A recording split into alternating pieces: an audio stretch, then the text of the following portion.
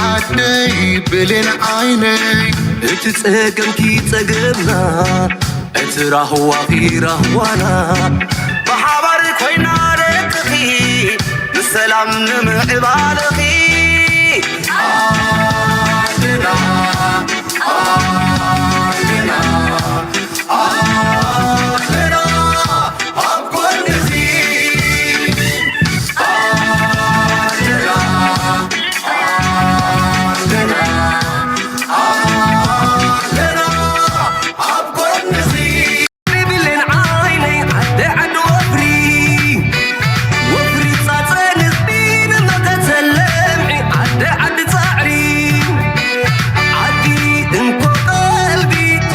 عترسي عدي ولا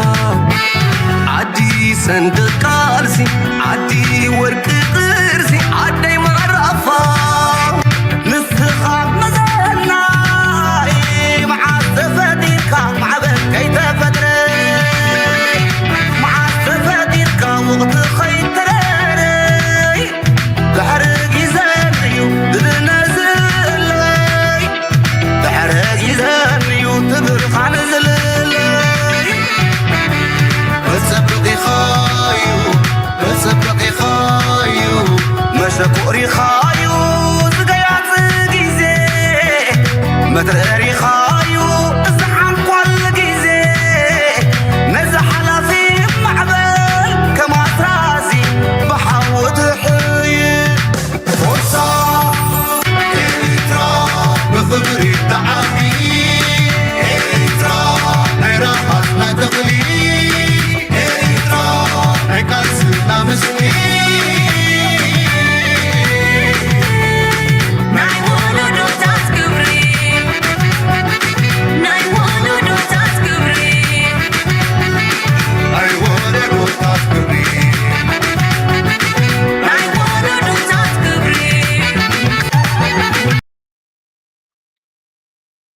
سلام تخطاتلت نايز channel كما تخونو تبوكت كونو ناي وتر تمنيتنان باغنانيو لومون كم وترو اقداسن وانا وانت حستوتات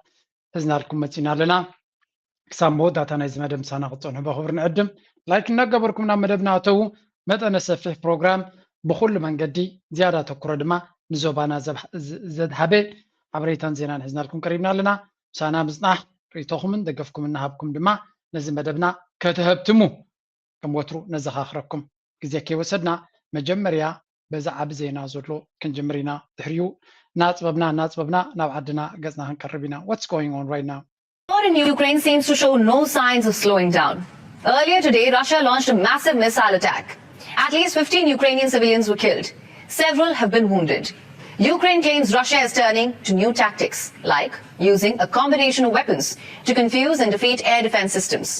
This includes hypersonic and ballistic missile launches, paired with low-flying cruise missiles and loitering munitions.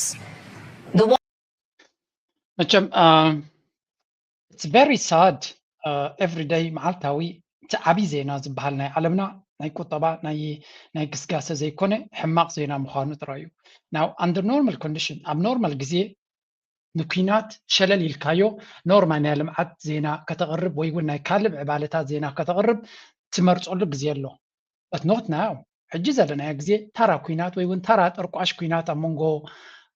حماق كينات كويل لأن يمكن نابنت أب ليبيا زكايزو لما نقولتهم كل تعتقات ويقول أب سوريا زكايزو لقلنا دحريلك أوكي مالت بوليتيكا وكرو لا أب عالم زلوا يكتبل تغلقها. But we're not talking something نشتي أبغى نقول نزقاتهم زلوا ويقول نشتي مثال تتوكسو ويقول تيت بكلاشين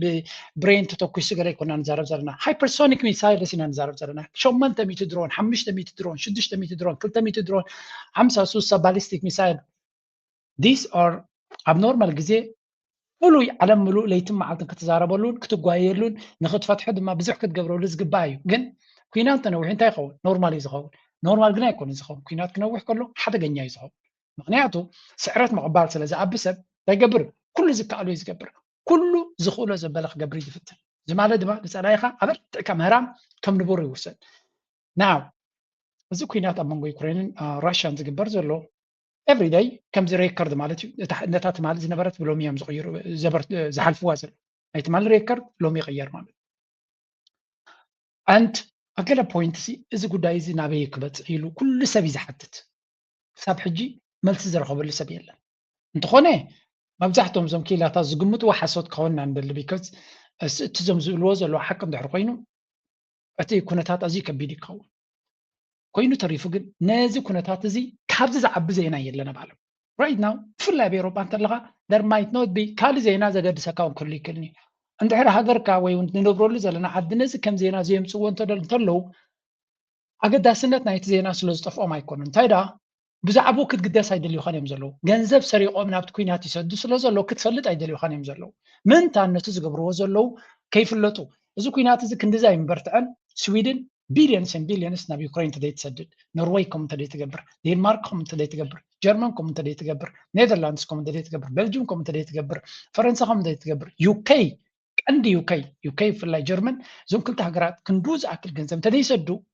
ዘለንስኪ መንገዲ መቐየረ ምናልባት ራሻ እውን ካልእ መንገዲ ምፈተነ ነይሩ እዚ ሕጂ ተኣትዩ ዘሎ ግን ዩክሬን ዋላ እኳ ተዛዕበየ ዋጋ ትኸፍል ተላ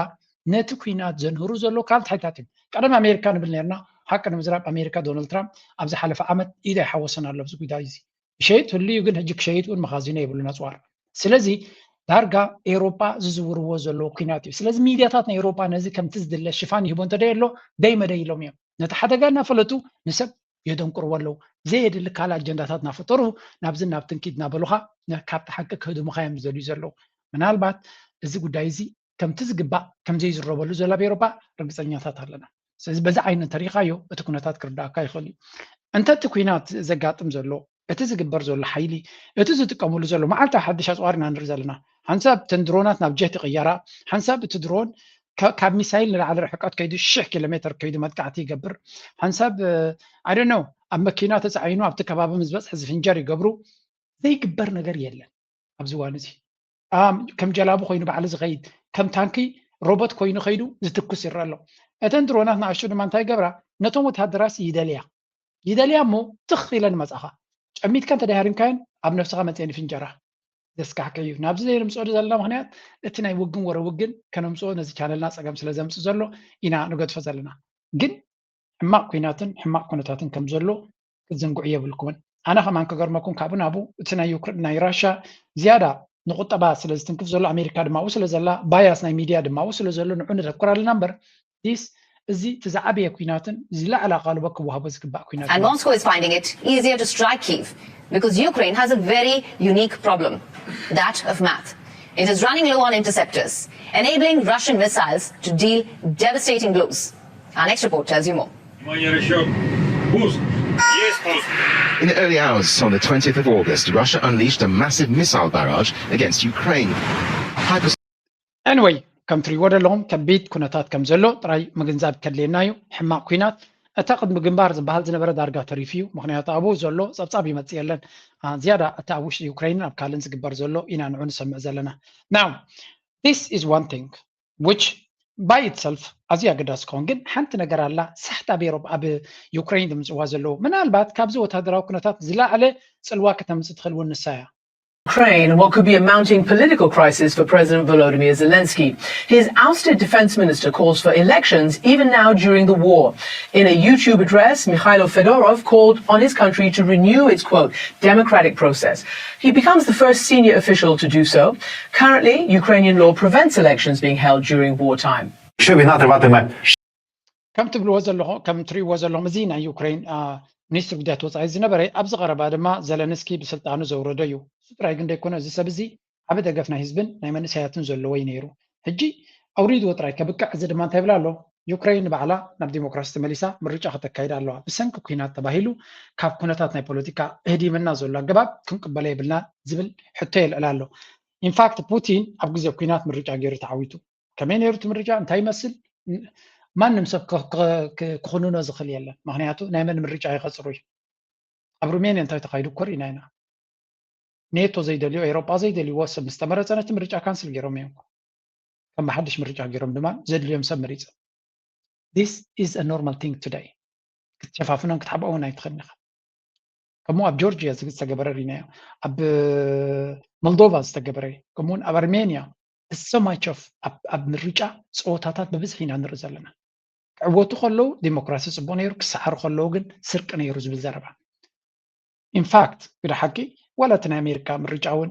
ብዙሕ ምልክት ሕቶ እዩ ዘለና መጀመርያ ክልተ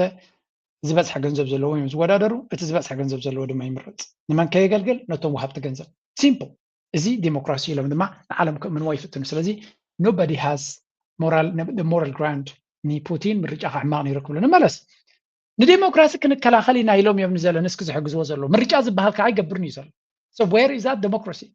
ሕማቅ ዲ ፅቡቅቲ ምርጫ ክካየድ ነይርዎ እዮም ዝብሉ ዘለንስኪ ግን ምርጫ የካየደን ኦልሞስት ከባቢ 4 ዓመት 3 ዓመት ገይሩ ለብዘይ ምርጫ ከይኢልካ ምዝራብ ገበን እዩ ኮይኑ ዘሎ ክዛረቡ ከለካ ንዲሞክራሲ ናይ ዩክሬን ንክከላኸሉ እዮም ዝዋግኡ ዘለዉ እዮም ዝብሉ ዘለቶም ኤሮፓ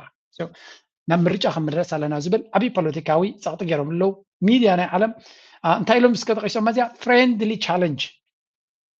ከምዚ ትሕት ዝበለ ብድሆ እዩ ዘለንስ ክገጢምዎ ዘሎ ኣብ ካልእ እንተዝኸውን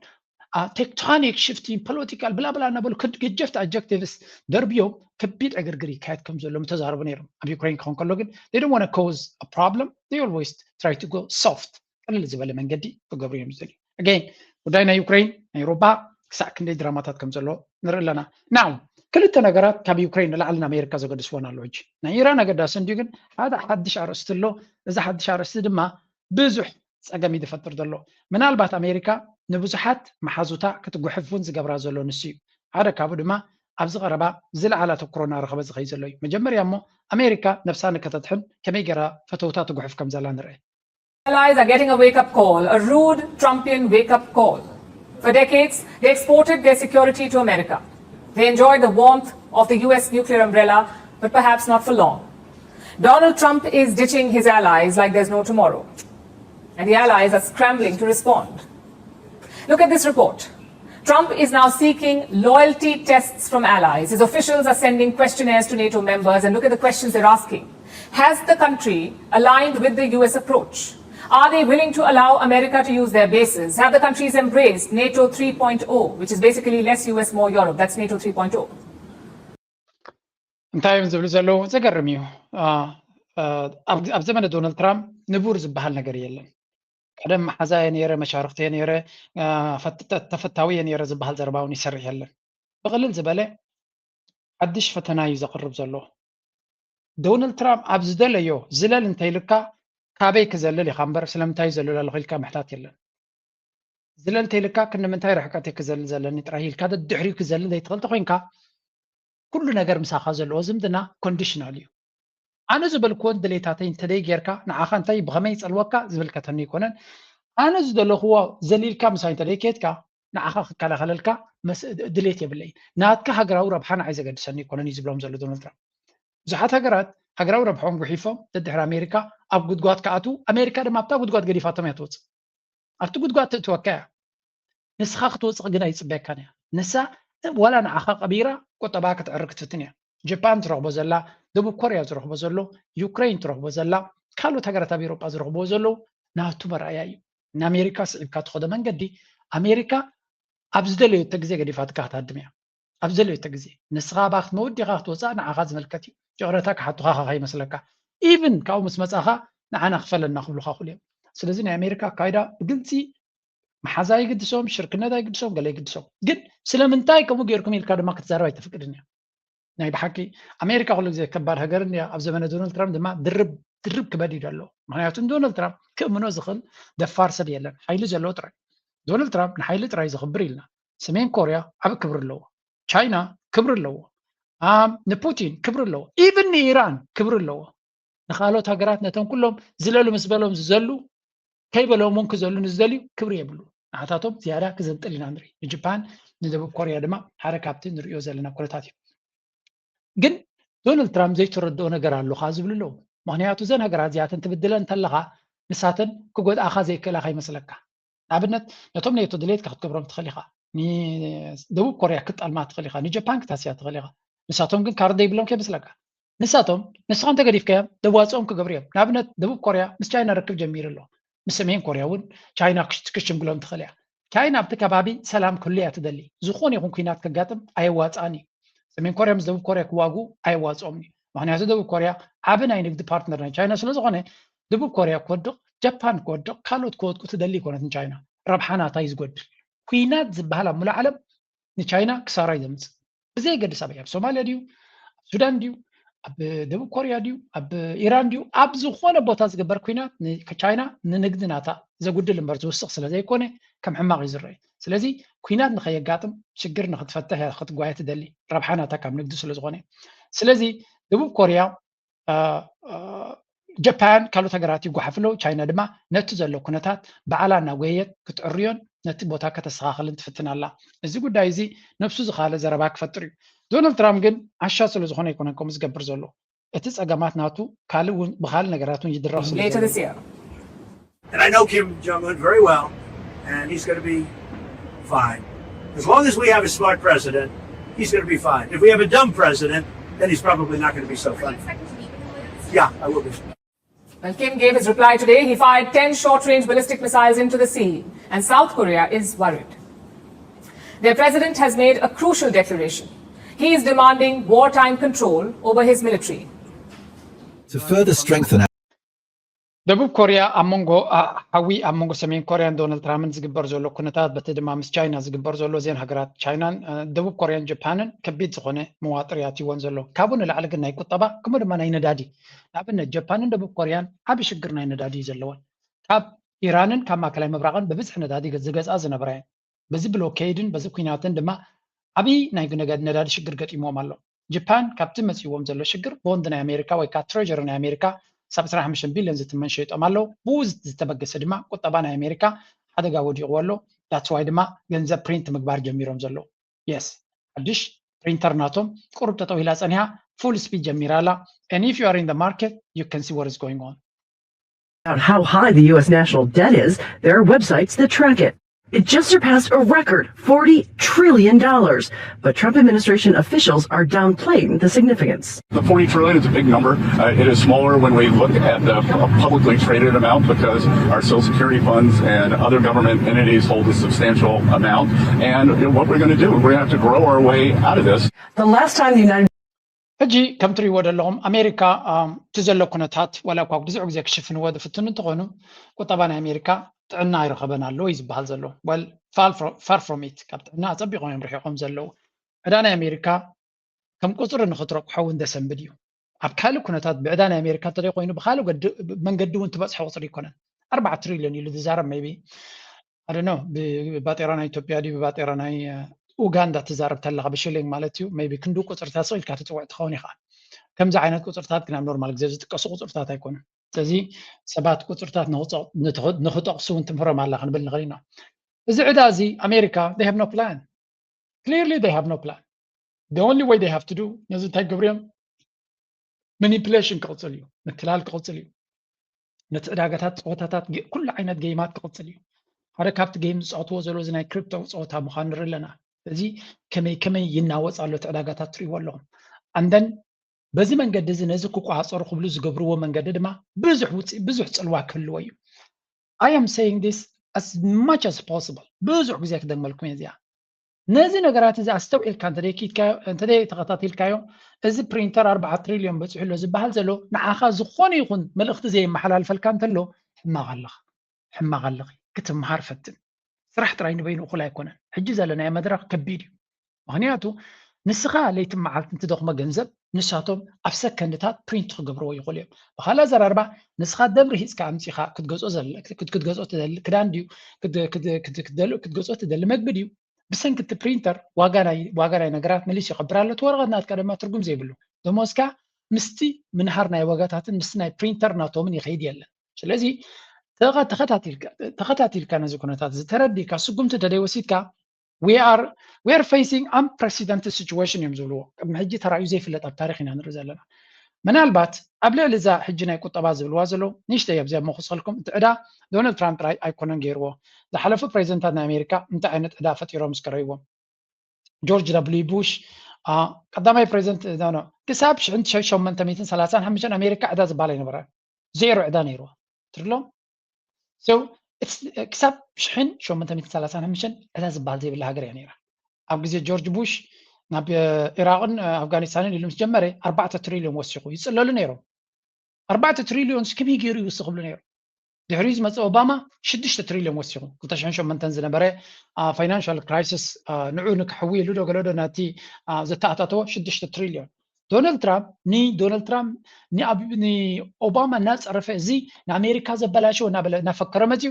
ንባዕሉ 8 ትሪልዮን ገይሩ ኮቪድ ምክንያት ገለመለ ይብልዎ ማለት እዩ anyway they are addicted ድሕሪኡ ረይወት ዕዳ ከመይ ኢሉ 8 ትሪልዮን ገይሩ ዶናልድ ትራምፕ ድሕሪኡ ባይደን መፅዩ ነታ 8 ትሪልዮን ናይ ዶናልድ ትራምፕ ኣብ ኣኸሎ ደጊሙ ዋሱ ድማ ዕዳ ረይዎ ከመይ ኢሉ ይጥምጦም ከም ዘሎ ድሕሪኡ ዶናልድ ትራምፕ ሕጂ ድሮት 2 ዓመት ከይገበረ 4 ትሪልዮን በፅሕ ኣሎ 4 ትሪልዮን መወዳእታ 2 ዓመት ክገብር ከሎ ናይ መወዳእታ ግዜኡ ስለ ዝኾነ ብውሕዱ 4 ትሪልዮን ከጥፊ ብውሕዱ እየ ድብለኩም ተደይኮነ ግን 10 ትሪልዮን ዝበፅሕ ካውን ከም ዝኽእል ምግንዛብ የድሊ ስለዚ እታ ሃገር እቲ ዕዳ ከመይ ኢሉ ይትኮስ ከም ዘሎ ሓንቲ ቻርት ጥራይ ክበኩም ባገረ ኩዳያ there is this story እቲ ዕዳ ናይ ኣሜሪካ ኣመፃፅኣናቱ ሲ ከመይ ገይሮም ይገልፅዎ መስልኩም ሓንቲ ቻርት In 1998 I'm going to show you the ኣብዚያ ዘላ ቻርት እያ ነይራ ውግእ ወረ ውግእ ቀዳማይ ጠንቂ ናይቲ ዕዳ ምዃኑ ክትፈልጡ ኢለ but there was this chart where is this chart man okay እዚያ ቻርት እዚኣ so US national debt እቲ ዕቤት ናቱ እንታይ ከሪእኩም ደልየ 20 ከመይ ነይሩ እቲ ዕዳ ትሪእዎ ኣለኹም ስለዚ ትገምገማት ኣብ 2031 ኣቢሉ 50 ትሪልዮን ክበፅሕ ከም ዝኽእል እዮም ዝነግሩ ዘለዉ ፈርዲኹሎ so እቲ ገምጋም ዝነበረ ክሳብ 2027 4 ትሪልዮን ክበፅሕ ከም ዝኽእልን ኣብ 31 ኣቢሉ ድማ ኣብ 2031 ማለት እዩ ናብ 50 ትሪልዮን ክዲብ ከም ዝኽእል ትዕዳ ናቶም ምክንያቱ ሕጂ ኣመና ዓብዩ ስለ ዘሎ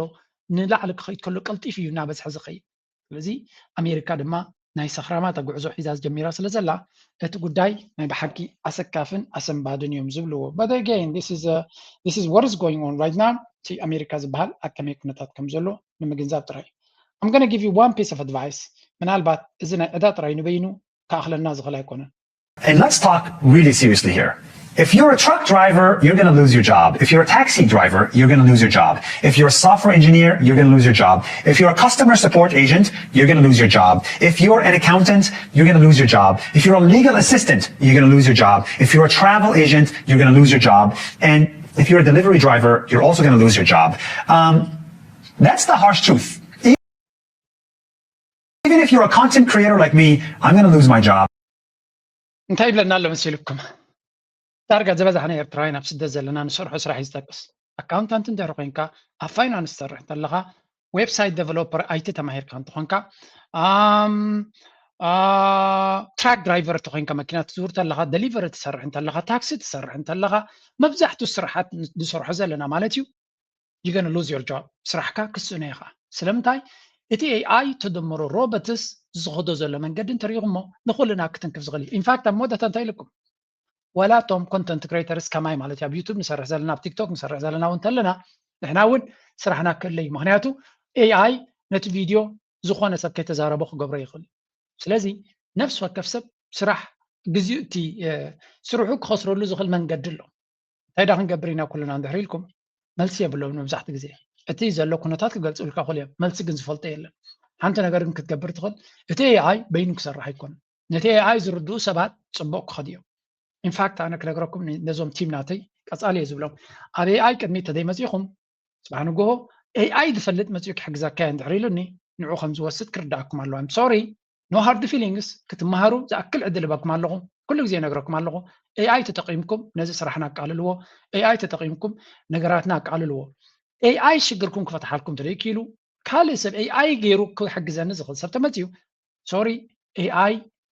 ዝጠቅም ሰብ ክጥቀም ያነ ክሕግዘኒ ክደሊ ኢለ እዮም ኣለኹ ቻለንጅ እዚ ድማ ከምኡ እየ ዝብል ዘለኹ ንነብሰይ ከምኡ እየ ዝብል ዘለኹ AI ንሂወተይ ንስራሕን ክሕግዘኒ ዘይክእል እንድሕር ኮይኑ ካልእ ሰብ AI ዝዓጠቐ ሰብ ንዓይ ካብ ስራሕ ከውፅኣኒ ምዃኑ ክርዳእና ኣለዎ we need to understand the game ንግዚኡ ነቲ በትሪ ክጥቀመሉ ኣለካ AI እንድሕር ኩልና ካብ ስራሕና ክቕብለና እንድሕር ኢልና ነቲ AI ክንጥቀመሉ ክንፍትን ኣለና ግዴታ እውን ኣለና ስለዚ ክልቴን ከረዳዳኩም ኣሜሪካ ከም ሰኽራም ኣብ ትኸደሉ ዘላ ክሳብ ዓንቀራ ዕዳ ሒዛትሉ ኣብ ዘላ በቲ ሓደ ንርኢ ኣለና በቲ ካልእ AI ዝበሃል ጠገለ ዘይብሉ ኣካይዳ ኣብ ዝኸደሉ ዘሎ እንታይ ክትገብር ትኽእል እንድሕር ኢልካ ማይ ኣድቫይስ ኢዝ ፋይናንስ ክትምሃር ኣለካ ቴክኖሎጂ ክትመሃር ክትክእል ኣለካ ታክሲ ዲኻ ትዝውር ዘለኻ ነርስ ዲኻ ጠበቃ ዲኻ ናይ ጠበቃ ስራሕ ክወስዶ እዩ መብዛሕትኡ ናይ ጠበቃ ኣነስ ክገርመኩም እዚ AI ካብ ዝመፅሲ ክንደይ ፀገም ናይ ጠበቃ ዝነበረኒ ንኣብነት ትካላብ ከምዚ ክምስር ተደልየ እንታይ ገብር ኣለኒ ንጠበቃ ሲ ቆፀራ ክትሕዝን ገንዘብካ መዓት ዝበልዓልካ ካብ AI ዝበልፅ ጠበቃ ኣይረኣኹን ወላ ነቲ ጠበቃኻ ነዚ ምስ ሓተትካ ከመይ ዝበለ ጠበቃ ይሕግዘኒ ድሕሪልካ ኤግዛክትሊ ይነግረካ እቲ AI ዝበሃል ከመይ ዝበለ ኣሲስታንት ምዃኑ ክገርመኩም ከም AI ገይሩ ንስራሐይ ዝሓገዘኒ የለን ግን 1% እውን ይጥቀመሉ ኣለኹና እንታይ ንኽብለኩም so you need to understand ገንዘብ ከመይ ይሰርሕ ከመይ ገይሩ ኢንቨስት ዝኸውን ናበይ ኸይድ ክርዳኣና ክኽእል ኣለዎ እንተደይ ተረዲና ሳክት ሓደ ነገር ዘይተረዳእና ኣብነሲ መንኮርኮር ከመይ ኢላ ትኸይድ ንሰማያና ይርዳእንን እዩ ንሳ ስለ ዘይተረዳእኒ ዝጎለኒ ውሕድ እዩ ገንዘብ ከመይ ይሰርሕ እንተደይ ተረዲእካ ግን ትኸስር ኣለኻ ምክንያቱ ንስኻ ኣብቲ ፀወታ ትብላዕ ዘለኻ ስለ ዝኾንካ ነፍሲ ወከፍ ሰብ መፅሓፍ ዲ ከንብብ ኮርስ ዲ ክወስድ ምስኪላታት ዲ ክመሃር ባዕሉ ብAI ዲ ሪሰርች ክገብር ኣይ ቻሌንጅ እዩ ንሂወትኩም ነዚ ዕዳታት እዚ ቁፅሪ እዚ ትሪእዎ ዘለኹም ኣብዚ ሳክት ንስክሪን ክትሪእዎ ወይ እውን ከሰንብደኩም ኢላ ይኩንኩን እዚ ነገር እዚ ንዓኻ ኣብ ርእስኻ ክትንክፈካ ክኽእል ኣሎ ማለት እጂ ጆርጆ ፀገም ጥራይ ትንገረና መፍትሒ እስካልና ምፃእ ትብሉን እዮም ወል መፍትሒታት ብቐሊሉ ዝርከቡ ይኮኑን ኣትሊስት ግን ኣነ ዝገብሮ እየ ዝነግረኩም ሓደ ካብኡ ኢንቨስት ክትገብር ኣለካ ኣብ ስቶክ ማርኬት ኢንቨስት ክትገብር ኣለካ ኣብ ክሪፕቶ ኢንቨስት ክትገብር ኣለካ ሕጂ ድማ ኣብ ሪል ስቴት ኢለ ይፈልጥን እየ ግን ኣም ፕላኒንግ ኦን something really interesting ዘይተወደአ ነገር ኣነ ዘይገበርኮ ንሰብ ክነግር ስለ ዘይደሊ ግን I'll wait for it ኣነ ኢንቨስት ምስ ገበርኩ ገንዘበይ ምስ ከደ ውፅኢቱ ምስ ረኣኹ ንዓኻትኩም ክነግረኩም እየ ኣብ ግዜኡ ክነግረኩም እየ ንሰብ ኣነ ዘይገብሮ ክመክር ስለ ዘይደሊ ኣይመክረኩምን እየ ሕጂ ምስ በፅሐ ግን ኣብ ግዜኡ ክነግረኩም እየ ስለዚ እዚ ኣብ ግምት ጌርና ሂወትና ኣብ ቅድሜና ኣሎ እናስተውዓልና ክንከይድ የተሓሳስበኩም ካልእ ሰብ ከም ድመሰሎ ክኸይድ ይኽእል እዩ እቲ ኣነ ክነግሮ ዝፍትን ኩሉ ግዜ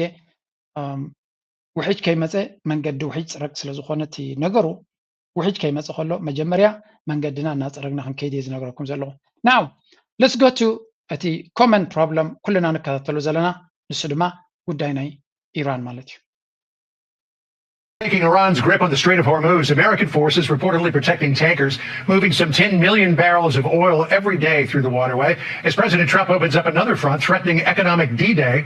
for countries that helped Tehran stay afloat. Let's bring in the former Defense Secretary Mark Esper. Mr. Secretary, good to have you with us on the program. So here's what the President... ሕጂ እንታይ እዮም ዝብሉ ዘለዉ ሓደ ካብቲ ናብ ኢራን ገፅና ክንከይድ ከለና ዶናልድ ትራምፕ ቀዳማይ ኣተኩሮናቱ ኣብ ኢራን እዩ ዘሎ no surprise አቡ ስለዚህ እዚ ዘገርመና ከሆነ ይክልኒ ኢራን ቀዳማይ ቦታ ሒዛላ ንኢራን ከመይ ገይረ ከምበርክኻ እንታይ ክገብራ በየን ክሕዛ ንጎምሸትን ኣጀንዳ ናቱ ንሱ እዩ ስለዚህ እዚ ኣጀንዳ እዚ ካብ ዓይንና ክንከውሎ ይንኽእል ኢና ካብ ከባቢና ክንርሕቆ ይንኽእል ኢና but at the same time that's not ንበይኑ ጥራይ መፍትሒ ክኸውን ዝኽእል ኣይኮነን ኣብ ኢራን ወሽመጥ ሕርሙዝ ክኸፍት ይደሊ ንኢራን ከምበርክኽ ይደሊ ብቁጠባ ዲደይ ዝበሃል ከምዚ ካልኣይ ኩነት ዓለም ንምስዓር ብመንገዲ ፈረንሳ ነቲ ናዚ ዝሰዓርዎ ከምኡ ዓይነት ብቁጠባ ከነርኽ ምሻይና ኢሉ ሓቢ ስጉምቲ ወሲዱ ኣሎ ቁጠባ ግን ኣሜሪካ በይና ክትረኽ ምሻይ ትኽእልና ነቲ እገዳ ክትገብሮ ትደሊ ደላ ካልኦት ሃገራት ክሕግዝዋ ኣለዎ ቻይና ድዩ ካልኦት መሻርክቲ ናይ ኢራን ክዋስኡ ክኽእሉ ኣሎ እቶም ካልኦት ናብነት ቻይና እንታይ ዓይነት ተሳትፎ ክህልዎ ክእል ኣብዚ ጉዳይ እዚ ከሪአኩም እየ ከነተሓዞ ድማ ኢና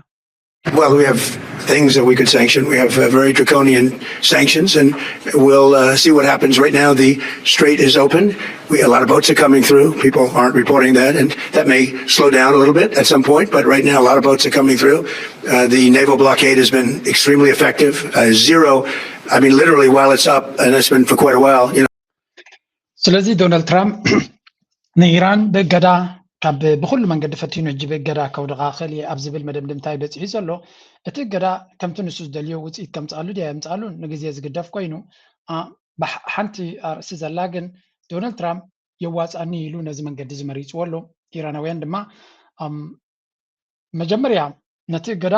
ከምዘይቅቡል ነገር ገይሮም ወሲዶም ኣለው ግን በዚ ገዳ እዚ ጥራይ ብፍሉይ ክወድቁ ከምዘይክእሉ ብዙሓት ክኢላታት ድሮ ክዛረቡ ጀሚሮም ኣለው ቢካዝ ኢንፋክት እቲ ገዳ ንበይኑ ጥራይ ውፅኢት ከምፅእ ዝኽእል ኣይኮነን ምክንያቱ ኣሜሪካ ንኢራን ክትገደሉ ትኽእል ደረት ኣለዎ እዩ ዝኾነ ብዙሕ ቁጠባዊ ምትእስሳር እውን ስለ ዘይብሎ እቲ ኢራን ዝበሃል ካብ ናይ ኣሜሪካ ቁፅፅር ወፃኢ ብዙሕ ቁጠባዊ ምትእስሳር ስለ ዘለዎ ምስ ካልኦት ብፍላይ ድማ ምስ ቻይና ሓደ ካብቲ እዚ ነገር እዚ ዕውድ ይከውን ወላ ፍሹል ናይ ቻይና ግብረ መልሲ እንታይ ክመስል እዩ ዝበሃል ዘረባ ኣሎ The US is preparing for what it calls the toughest sanctions ever imposed on Iran. Washington is also putting pressure on China to help reopen the Strait of Hormuz. U.S. Treasury Secretary Scott Bessent has described the plan as 1-2 punch. Bessent says the goal is to put maximum pressure on Iran's economy and force Tehran towards a settlement. He also suggested that the economic campaign could help the U.S. avoid returning to a large-scale military operation against Iran. እጂ እንታይ እዮም ዝብሉ ዘለው እቲ ዝግበር ዘሎ መንገዲ ብፍላይ ብመንገዲ እቲ ስኮት ቦሰት ዝብሎ ዘሎ ማለት እዩ ኣሜሪካ በይና ትገብሮ ንኢራን ከንበርክኻ ከም ዘይክእል ካስያ ይኽእል ግን ከንበርክኻ ይክእል ይፈሊጦም ኣለዎ እሶም ተረዲዎ ማለት ሓቂ ስለዚ እንታይ ይደልዩ ኣለዉ ነዚ ነገር እዚ በይንና ዘይኮናስ ካልኦት ሓይልታት ምሳና ተተሰሊፎም ጥራይ ክሰልጥ ዝኽእል ዳሚንስ እዚ ማለት እንታይ ማለት እዩ ይብሉ ኣሎ ቻይና ይኹን ካልኦት ሃገራት ኣብ ጎንና ክኾኑ ኣለዎም ናብ ኩናት ከይተመለስና بكوينات فتينا مسلا سلازي أبي بزي من قد زي كنفتن كنكلال لنا يبلو بقمت قالوا تشاينا إيران كتوت كلهم كيدا ديدو يتعطو ويون انتاي استوات الله زي قدايزي سلازي نبينهم it's a 1-2 punch we have to blockade in fact بتتزق برزلو بزي عقوبات كم زي يكونوا كزاربو جميرو مالو سلازي سكات بس تزق برزلو كايدا مسكالو تقرات بحد انت سريح كات راي وصيت كما تزخلي يوم زبلو زلو The problem is ካልኦት ሃገራት ብፍላይ ቻይና ኢራን ወዲቓ ኣሜሪካ ትዕወተሉ ነገር ዘድልዮም ኣይኮነን ማለት እንድሕሪ ንኢራን ክትወድቕ ዝተሓባበሩ ኣለዉ ፅባሕ ንጎ ናይ ቻይና ምውዳቕ ባዕሎም የቀላጥፍዎም ዘለዉ ፅቡቅ ገይሩ ዝርድኦም መይቢ ንኢራን ንከትሕንዋ ብዙሕ ናብ ኩናት ክኣትዉ ይደልዩን እዮም ግን ብርግፅ ድማ ኢራን ንክትወድቕ መሳርሒ ክኾኑ ኣይክእሉን እዮም ቻይና ስለዚ እቲ ናይ ኢራን ምውዳቕ ኣካል ናይቲ ንቻይና ንምውዳቕ ዝግበር ዘሎ ጉዕዞ ምዃኑ እንተቲ ናይ ኢራን ምውዳቕ እንድሕሪ ሰሊጡ then China ምስ ቻይና ንኺሱ ክቕፅል ዝኽእል ሓይሉ እውን ኩሉ ይኮንቶም ወታደራዊ ዓቕሚ ዘለዎም በብሓደና ኣለኻዮም ተኸይድካቶም ካልኦት ከም ሃማማ ስለ ዝኾኑ ተኣለዩ እንድሕሪ ኢልካዮም ሓንቲ ሚሳይል ተደሪቢኻሎም ምስ ቻይና ዘለዎም ዝምድና ባዕሎም ክበትክዎ ክእሉ እዮም ስለዚ እቶም እምቢ ክብሉ ዝኽእሉ ሃገራት እንድሕሪ ኣፍሪስካ ነቶም እምቢ ክብሉ ዘይክእሉ ሃገራት ከተብሎም ፀገም ኣይኮነን እዮም ዝብሉ ዘለዉ ስለዚ they are trying to ንቻይና manipulate ገይሮም ለሚኖም ቻይና ምስ ኢራን ዘለዋ ዝምድና ከተቋርፀሎም ገለ እዮም ዝፅዕሩ ዘለዉ I don't think this is going to work but at least they are trying pressure than we have. He stressed that maintaining pressure on Iran over attacks on commercial vessels would influence Tehran's decision-making. They're trying to close the strait down, and that changes. Will target the networks that allow it as an economic D-Day. No one is. بزغونه እዚ እቲ ሓደ ኣርእስቲ ንሪኦ ዘለና እዩ ተኻልእ ንኢራን ከውድቕዋ ኣብ ዝሓስብዎ ዘለዉ ብዙሕ ከምቲ ድድለይ ውፅኢት የምፃለዎም ከም ዘየለኳ ቀዳማይ ግምት ሂቦም ኣሎ about what happens next in Iran and you mentioned the president last night said that there's more economic pressure coming on Iran. I know you're heavily involved in this and executing this. What can we expect here? Yeah, you're going to expect, I'll be holding a press conference on Monday to talk about exactly what we're going to do. And again, we have asymmetric information, and I'm not sure why oil has popped up on this, because this, for now, and it is at the president's discretion, if we are doing a maximum economic pressure, then... መብዛሕትኡ ግዜ እቲ ዝገብርዎ ዘለዉ ስለምንታይ እቲ ትዕዳጋታሲ ኣወንታዊ ሪስፖንስ ዘይሃበና እዩ ዝብል ዘሎ ምክንያቱ ንኢራንሲ ወታደራዊ ዓቕሚ እውን ክንሃርማ ንኽእል ኢና ግን ብቁጠባ ጥራይ ንፍትናን ምህላውና ኮንፊደንስ ክፈጥር ምተገበ ይብላ ኣሎ but again these are also the topics ብዙሕ ግዜ exactly ከምቲ ንሶም ዝደልይዎን ዝሓስብዎን ነገራት ይኸዱ የለውን ስለምንታይ ከምኡ ኮይኑ ንዝተፈላለዩ ክኢላታት ምስማዕ የድሊ ፀኒሕልና እውን ክንሪኦ ኢና ብዙሓት ክኢላታት are not convinced because ኢራንስ ብዙሕ ገዳ ዝተፃወረት ሃገር ስለ ዝኾነት ሓድሽ ነገር ኣይኮነን ነዚ ነገር እዚ ንኢራን እዮም ዝብሉ ዘለዉ But China is not accepting Washington's approach. Beijing claims sanctions and pressure would not help solve the conflict. Sanctions and pressure tactics are not the solution. China calls on parties to act responsibly and stick to the political and diplomatic approach. Iran has hit back hard. ብሓፈሻ ቻይናውያን ነዚ ጉዳይ እዚ ብመትከል እዮም ዝቃወምዎ ምክንያቱ እገዳን ዕፅዋን ናይ ኣሜሪካ ንዝኾነ ይኹን ጥቕሚ ከም ዘየገልግል ዝያዳ ነቲ ኩነታት ዘብእስን ንሰብኣዊ ቅልውላው ዝፈጥር ተደይ ኮይኑ እቲ ዝበለፀ መፍትሒ ብመንገዲ ዲፕሎማስያውን ፖለቲካውን ኣካይዳ ክመፅእ ክእል እዩ ካብኡ ወፃኢ ዝግበር ኩሉ ግን ካብ ጥቕሚ ጉድኣቱ ይበዝሕ እዮም ዝብሉ ብሓፈሻ ግን ኢራናውያን ቻይናውያን ኣብ ጎኒ ዶናልድ ትራምፕ ኮይኖም ወይ ንኣሜሪካ ኮይኖም ንኢራን ንምውዳቕ ክንተሓባበር ኢና ይብሉ የለውን ብሓፈሻ እዚ ነዚ ይመስልቲ ጉዳይ ካልእ ምናልባት زما كلام مبرق زبهال نحوارو let's say أفريقيا عندها تا نيوجن ورا وجن إلا نزارة بلا نا أفريقيا عند خطاس اللي زقنا نمبر كم زيهم سبعة يكونن إسرائيل زبال حدش كوينات almost نام مجمار قريب 5 اللي زنقرنا بي. Already on fire. The United States, Iran and Israel are trading blows. Tel Aviv is attacking Gaza despite a ceasefire in place. Far East, the Russia-Ukraine war continues. We already have 3 fronts. But is a 4th front underway? Is another war just minutes away? We're asking this because look at what's happening in Syria, where the rivalry between Israel and Turkey has burst open. Here's what happened. جي علمنا ناي كوينات كسرت يبلانا بزوان زي للعاقمة كوينات تتأناقد كم زلا يزنقر. But that's not enough. Right now بتكون تاتنا عالم كنتري وزر لهم تيناي أب غزة زقبر زلو أب ليبانوس مس حزب الله زقبر زلو حوتي بكيف حار زقبر زلو مس السعودية بزي إيران أمريكا زخون وزلو بوغير كان أبكال كم دليت كتشرف يوكرين روسيا نبلا لنا نيوكيت كا دبو كوريا سمين كوريا مس جابان China دوغلو so many tensions. Israel now they are choosing another battle. هنا وحوان كزاربو لسانهم إيران تركز بهالي تقدمات التي مواقعتنا كون يبلون يروم دروس قمت دماوسي دمالو كاب زربان أب قبر غيرو مالو أب سمين ناي سوريا أب دوب ناي تركو مالتيو ناي تركو بيز ويكامس تركو حبابي روم دسرعو وطاتات ألو أب زبالتو إسرائيل دبدابا كايدا ناو سوريا الولاو هاقري إسرائيل أب حدا الولاو هاقر كيدو تركو أبو يسرح اللو يلون عب مهرامو انتاي مالتي سوريا مسمان كم يسرح إسرائيل زملكات قداي مغنمي كمت إسرائيل أب سوريا سقعت على نتبلو تركون سقعت على نتبلو نقر الله سلازي نايمن حيلي زيادة من يكتصور زي دل من يحيلي خطك أفز دل انتي لومكا نتنياهو يو الرجع يقرب سلازلو ما يقدر نكوينات كجمر من الباتانا إيران حرقا هم تمسألو سلاز فلتي قرب كابان صحيب الله كويناتنا إيران يدق أصلونا اللوغن سقومتن توسيدو إيران بججف سقومتن كم توزولو سلا تردو نسا قريفو قالو ناب أمريكا تسقعوا أمريكا ديل وذيت سلام كي تقبرو كوينات نك جمرو تقول يوم إلى أمريكا قريفو نسو تناي حزب الله غازان سلازي أخلو نمرجع مس تركي كم متعتر جمير الله زخا حركاتي من عالمنا زقدده شجر كفتر زخل زبالي. On Tuesday, Israel launched multiple airstrikes on Syria. The attacks hit the runway and storage facilities at an airbase called Abu al-Duhur. It is located roughly 55 kilometers from the Turkish border. And why did Israel attack Syria? According to Israeli Prime Minister Benjamin Netanyahu, Tel Aviv acted not tolerate Turkish military presence establishing itself as it moves south. It threatens us. We conveyed that clearly. Now we saw that Turkey intends to establish presence in the airport southern to its lines and close to كم تريود لهم نتنياهو فتيمو ريسبكت نكالوت حجرات كم زي بلو تركي عبا هاجريو 8-9 مليون حزب زلويو أبي civilization يو إسرائيل نشتي هاجريكن نايزن هاجرات عرب ويو نايزم إسلاميين هاجرات أبيتني إسرائيل زي قد سايكونن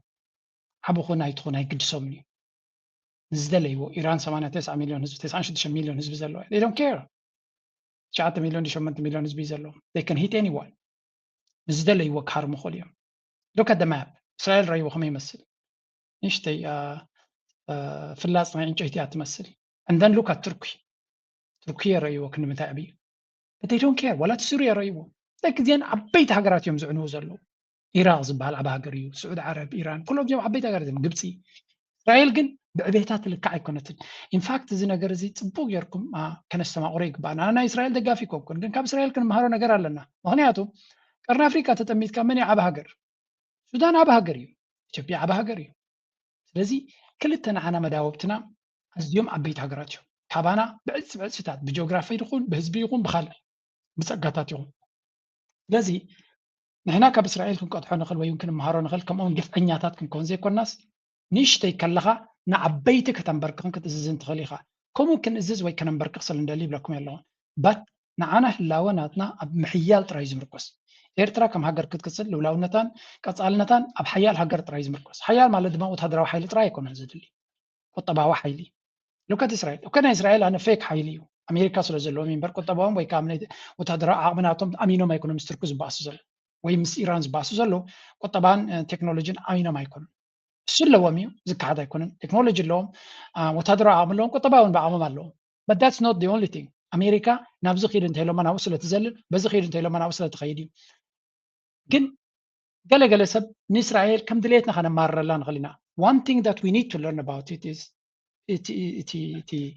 እስራኤል ዝበሃል ከመይ ገይሩ ንከምዚ ዓይነት ነገራት ከምዚ ናቶም ፈንጠዝያ ከይገበርካ ሓይሊ እንድሕር ሃኒፅካ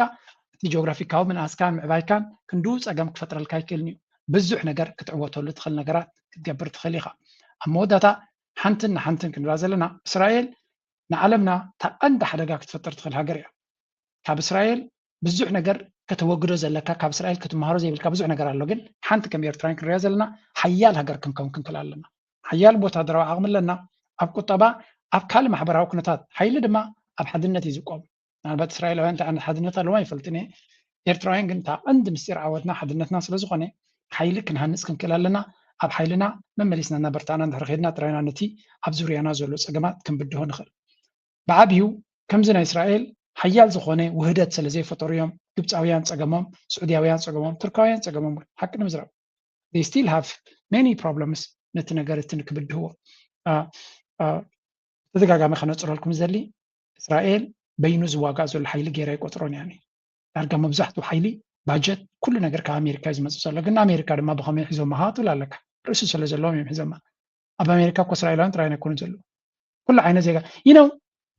ኣስማቻስ ንእስራኤል ንፀላ ካባ ክንመሃሮ ንኽእል ብዙሕ ኣሎ ውዳበ ናይ ህዝቢ ክሳዕ ክንደይ ዘይጠቐስክዋ ኣብ ኣወዳድባ ከም እስራኤላውያን ውዱብ ህዝቢ የለን እስራኤላውያን ኣዝዮም ልዑል ውዳበ እዩ ዘለዎ ካባቶም ክትመሃሮ ትኽእል ብዙሕ እዩ እቶም ንእስራኤል ትፀልእዋ ከም ድሌትኩም ፅልእዋ ሰው ኣነ እውን ይፀልአ ክትመሃረላ ትኽእል ግን ብዙሕ ነገር ኣሎ ሓደ እስራኤላዊ እንታይ ክብል ሰሚዐ ይመስልኩም ኣብ ዓለም ሲ ክትፍቶ ትኽእል ኢኻ ወይ እውን ክትፍራሕ ትኽእል ኢኻ ዓይናይ ትመርፅ እዩ ንሕና እስራኤላውያን ዝፈትውና ኩሉ ክልዮም ክንፍራሕ ኢና ንደሊ ኢሉ እዚ ክትፈትውና ዳ ክትፈትውና ካልኣርሲ ክንፍራሕ ግን ንደሊ ኢና ስለዚ ክልተ ምርጫ ኣለዋኻ እስራኤላውያን ክትፈትዎም ዘይኮነስ ክትፈርሆም እዮም ዝደልዩ ኤርትራ ድማ ክንፍቶት ኢና ንደሊ ክንፍራሕ መብዛሕትኡ ግዜ እቶም ዝፈትውና ክበልዑና ዝደልዩ እዮም ስለዚ ሓይሊ እንተለና ኣብ ልዕሊኡ እንተፈተውና ፀገም የብልናን እስራኤል ትገብሮ ዘላ ምስ ማእከላይ ምብራቅ ንሪኦ ኣለና ሕጂ ንብሙላት ተኣሳሲርና ናብ ቀርኒ ኣፍሪካ ክንስሕቦ ክንፍትን ኢና ናብ ንቐፅል ላይክ ኣይትረሱ ብጀኖሳይዳዊ ስርዓት ኣብይ ኣሕመድ ኣብ ከተማ መቐለ ከባቢ ዳዕሮ ብዝተፈፀመ ደብዳብ ነፋሪት ውግእ ወዲ 2 ዓመት ህፃን ዝርከቦም 13 ንጹሃት ነበርቲ መጉዳእቲ ከም ዝበፅሖም ተገሊጾም ካብ ትምህርትና መፃኹ ላንጎጅ ወቕዓትኒ ኣዕርኽቲ ነይረን ቆልዑ ዝጫወትሉ ዝነበሩ ፅርግያ ወይ ግሪን ኤርያ ዕሾ መጫወቲ ገለ ዝበሃል ቦታ እዩ ህፃውንትን በበዝሒ ህፃውንትን ዝርከብሉ ወይ ከዓ ሞኖርያ እዩ ኣብዚ ቦታ እዚ እዩ ጋጢሙ ዘሎ ሃንደበት እየ መፅኦ ዓለላ ኣብኡ ዝተረፈ ገዛውቲ ዳርጋ የለን ብኸባቢ እዩ ዳለጋ ተወቃኢሉ ኣሎ ምስተዋታት ኣይረአ ብጣዕሚ ሓደገኛ ነይሩ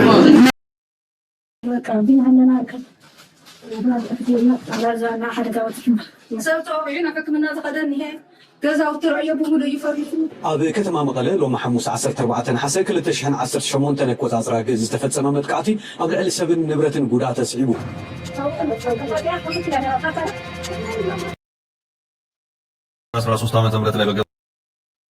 መቸም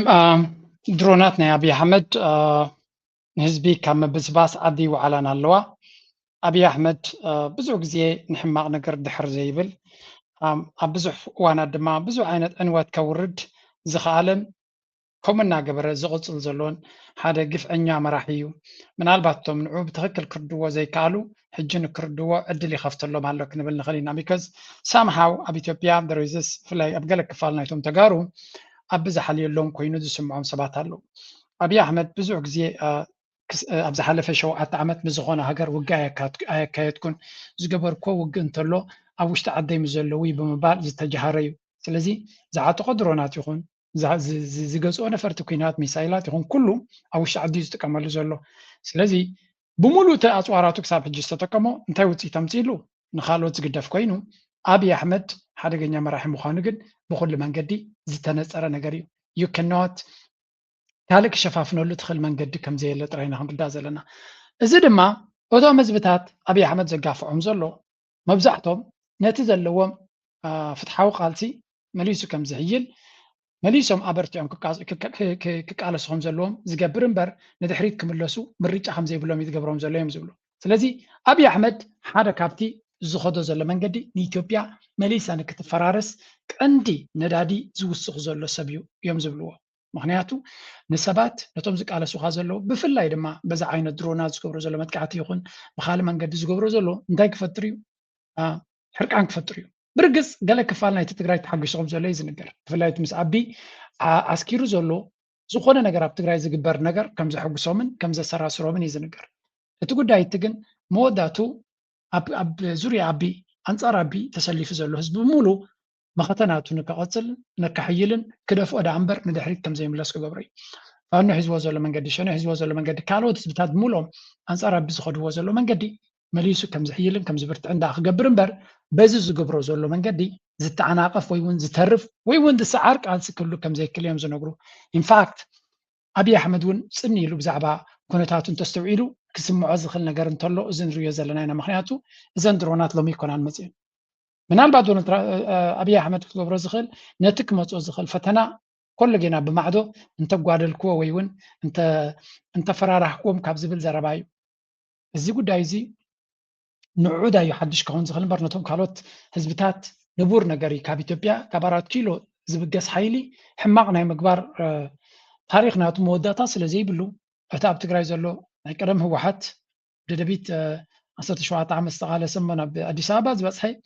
ዘበነ ደርጊ እንታይ ገፍዒ ወርዶ ነይሩ አይ ቲንክ ለንቀነ ዝኽሪ ናይ መለስ ዜናዊ እዮም ዘብዕሉ ዘለዉ ሶ ዴይ ኦልሬዲ ነው እቲ ታሪክ ከመይ ይደጋገም ከም ዘሎ at the same time እቶም ካልኦት ህዝብታት ድማ ምናልባት ኣብ ሕጂ ፎከስ ናቱ ወታደራዊ ፎከስ ናቱ ኣብ ክልል ኣምሓራ እዩ ዘሎ ግን በዘን ድሮናትን ካልእ ነገራትን ድማ ኣብ ልዕሊ ተጋሩ ዝገብሮ ዘሎ ነቶም ህዝቢ ንምድሃል ድዩ ነቶም መራሕቲ ንምቕታል ድዩ ንምቕንፃል ድዩ ገለገሊኦም ድማ ዝተፈላለየ ሰፊሕ ዝኾነ ፕሮፓጋንዳ ድማ ጎኑ ፈንዮም ኣለዉ ብፕሮፓጋንዳ ክሰዓር ዝኽእል ኩናት ዘሎ ኮይኑ ድማ ይስምዖም ኣሎ ንኩንነቱ ንግዜ ክንገድፈ ኢና እዚኣ ዘረባ እዚኣ ለንቀነ ኩሉ ኢትዮጵያዊ ዳርጋ ኣብ ፖለቲካ ኣለኹ ዝበለ ርእቶ እዩ ዝህብ ዘሎ ኣብዚ ጉዳይ እዚ ምክንያቱ ኢትዮጵያ ኣብ ዝገደደ ቀረና መንገዲ ኣትያ ከም ዘላ ዘጠራጥር ኣይኮንን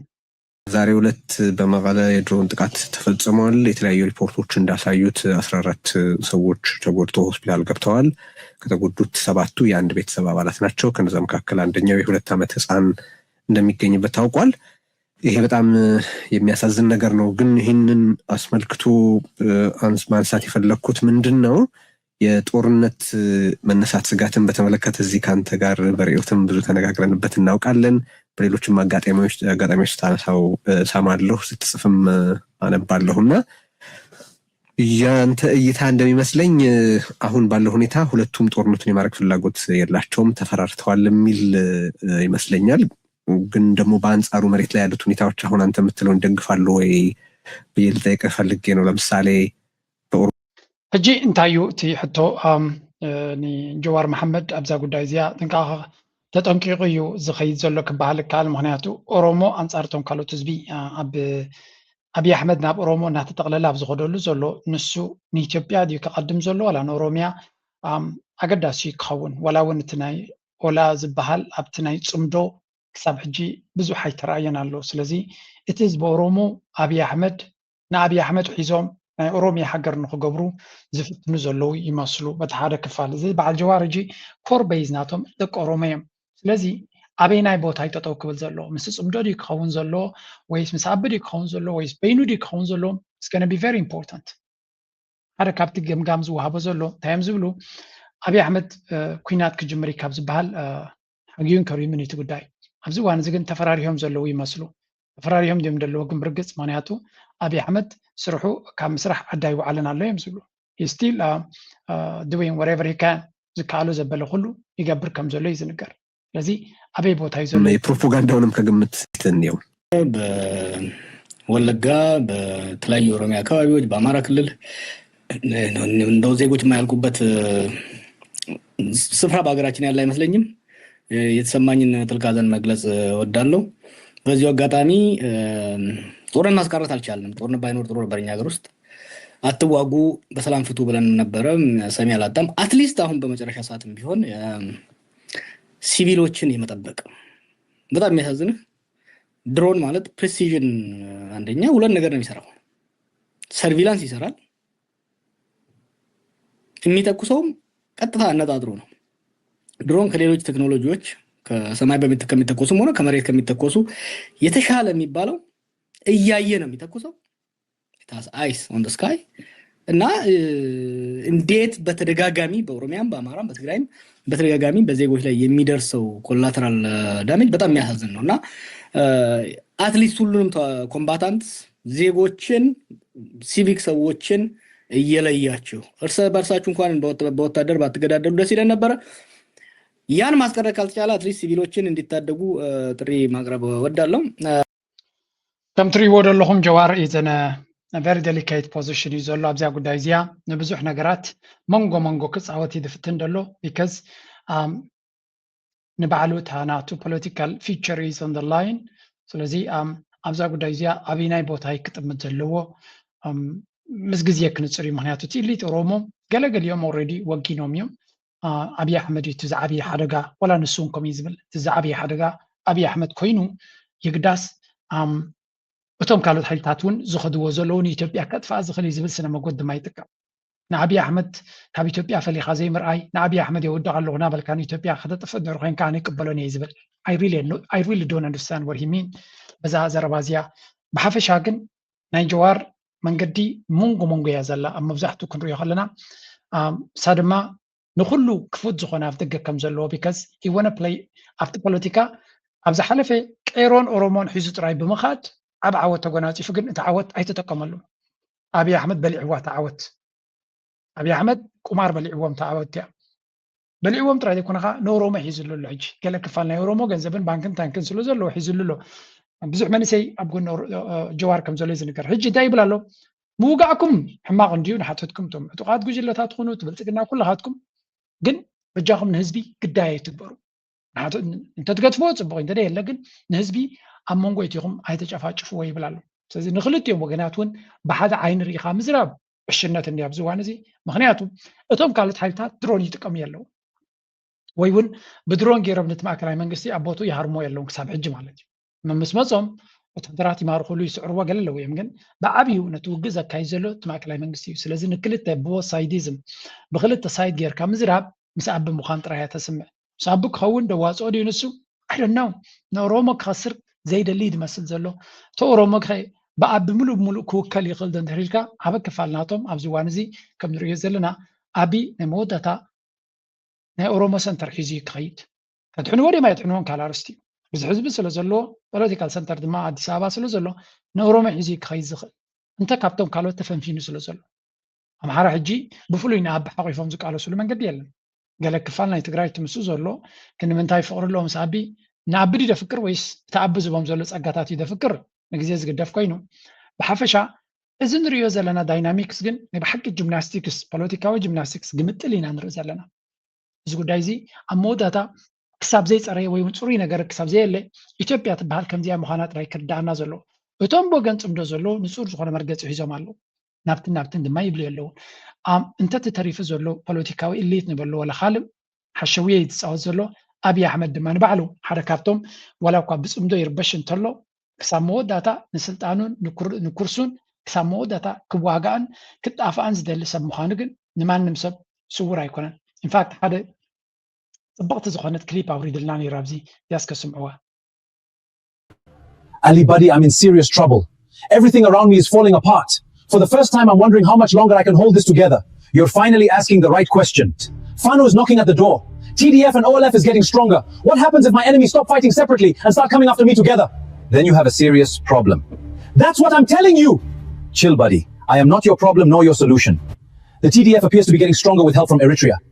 Isaias is tightening the noose around my neck. Every time I think I've contained one problem, another emerges and it seems even bigger than the last. Perhaps you created enemies faster than you developed solutions. Ali, help me. Zamido worries me. They're getting serious about organizing my opponents, the rebels inside Ethiopia. That conversation had a good share traun di gerwa. Wadere hayelo wadere hayelom zbahal. As a brilliant sabiu. Abexia yata video. That conversation see Abrusha Abiy Ahmed atu gerwa. Malet كتا أساسر لكم إن ديتا conversation. This is a very deep conversation. أبي أحمد أبعثوا معصوا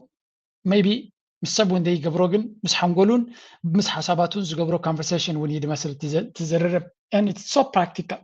من البعض مزياس اللي خطتها هذا. ذاتري وازا لهم سئلي حنت كابتم بعدين شبران فتيرة زلام خانا بتبيا ردويو ምክንያቱ ኪኖዚ ፖለቲካዊ ስእሊ ወታደራዊ ትእስሳር አባይታ ይስራሕ ከም ዘሎ ገሊጾም ኣለዉ እቲ ጽምዶ ዝበሃል ድማ ኪኖ ቲዮሪ ናብ ፕራክቲስ ሰጊሩ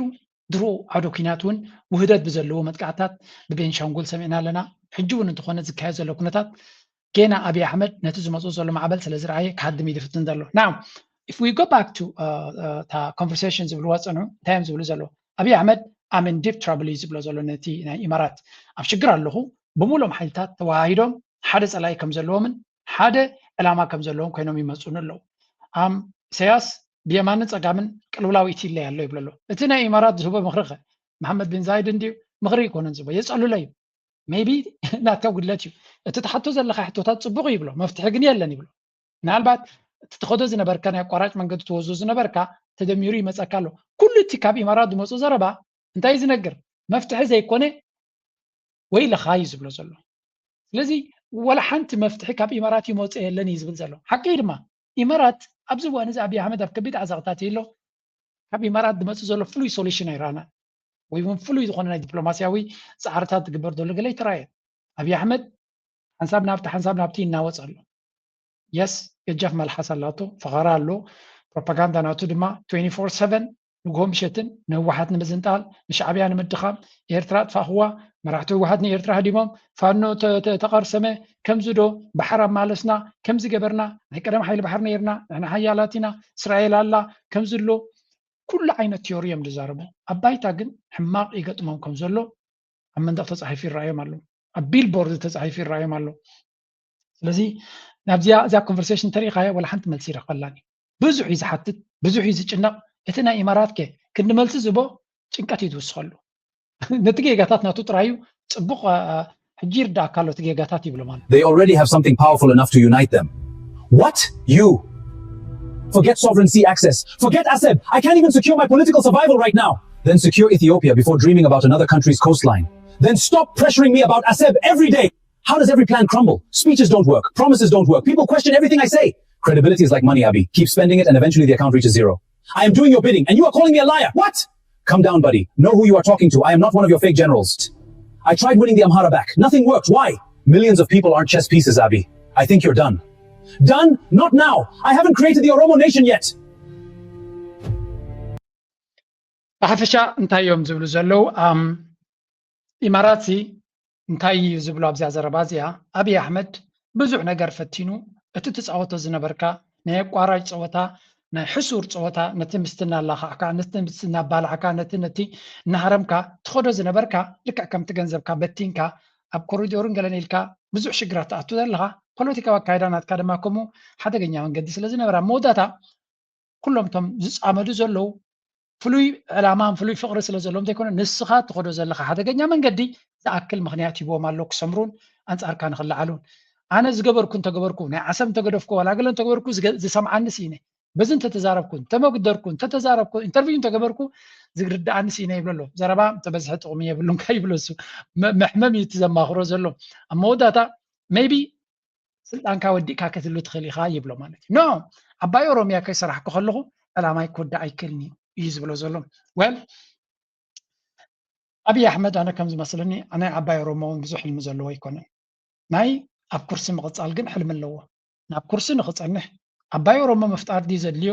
ዓባይ ኣምሓራ ድዩ ምፍጣር ዘድልዮ ዓባይ ትግራይ ድዩ ምፍጣር ዘድልዮ ንስልጣኑ ተቐፅል ክሳብ ዝኾነት ንኣቢ ንጉስ ትገብሮ ክሳብ ዝኾነት he may not have a problem at the end of the day ኣቢ cares ብዛዕባ ንኣቢ ዘገድሶ እታ ስልጣንን እታ ኩርሲን እያ ኣብታ ኩርሲ ከመይ ኢሉ ክቕፅል ይኽእል ኩሉ ዝከኣሎ ክገብር ከም ዝኽእል እዮም ዝነግሩ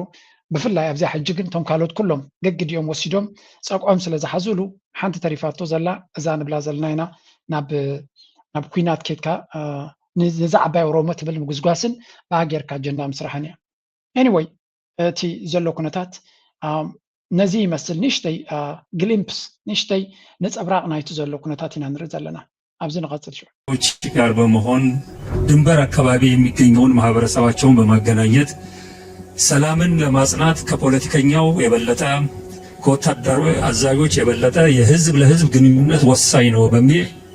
የጀመሩት እንቅስቃሴ እያፈራ የነበረውን ፍሬ ለኛ ለማስተዋወቅ የጠሩት ስብሰባ ነበረ። ፖርት ሱዳን ላይ የተደረገው አስተዋውቀው የተገኘሁት በዋነኛነት ማተኮር ሰላም የሚባል ነገር ለሁሉም ሰው ወሳኝ ነው። ወታደራዊ أزيز أمدو حجي حدا كابتي إيرترا أبت قدايتي وسان قد تتعاط هلا نحريلكا كابتي زبلو وزلو زربابزي خاتم مهار مغنياتو نحوارو إيرتران تايتو دل لابزو بان نحريلكا تلا أخت مرحتي تدلنيها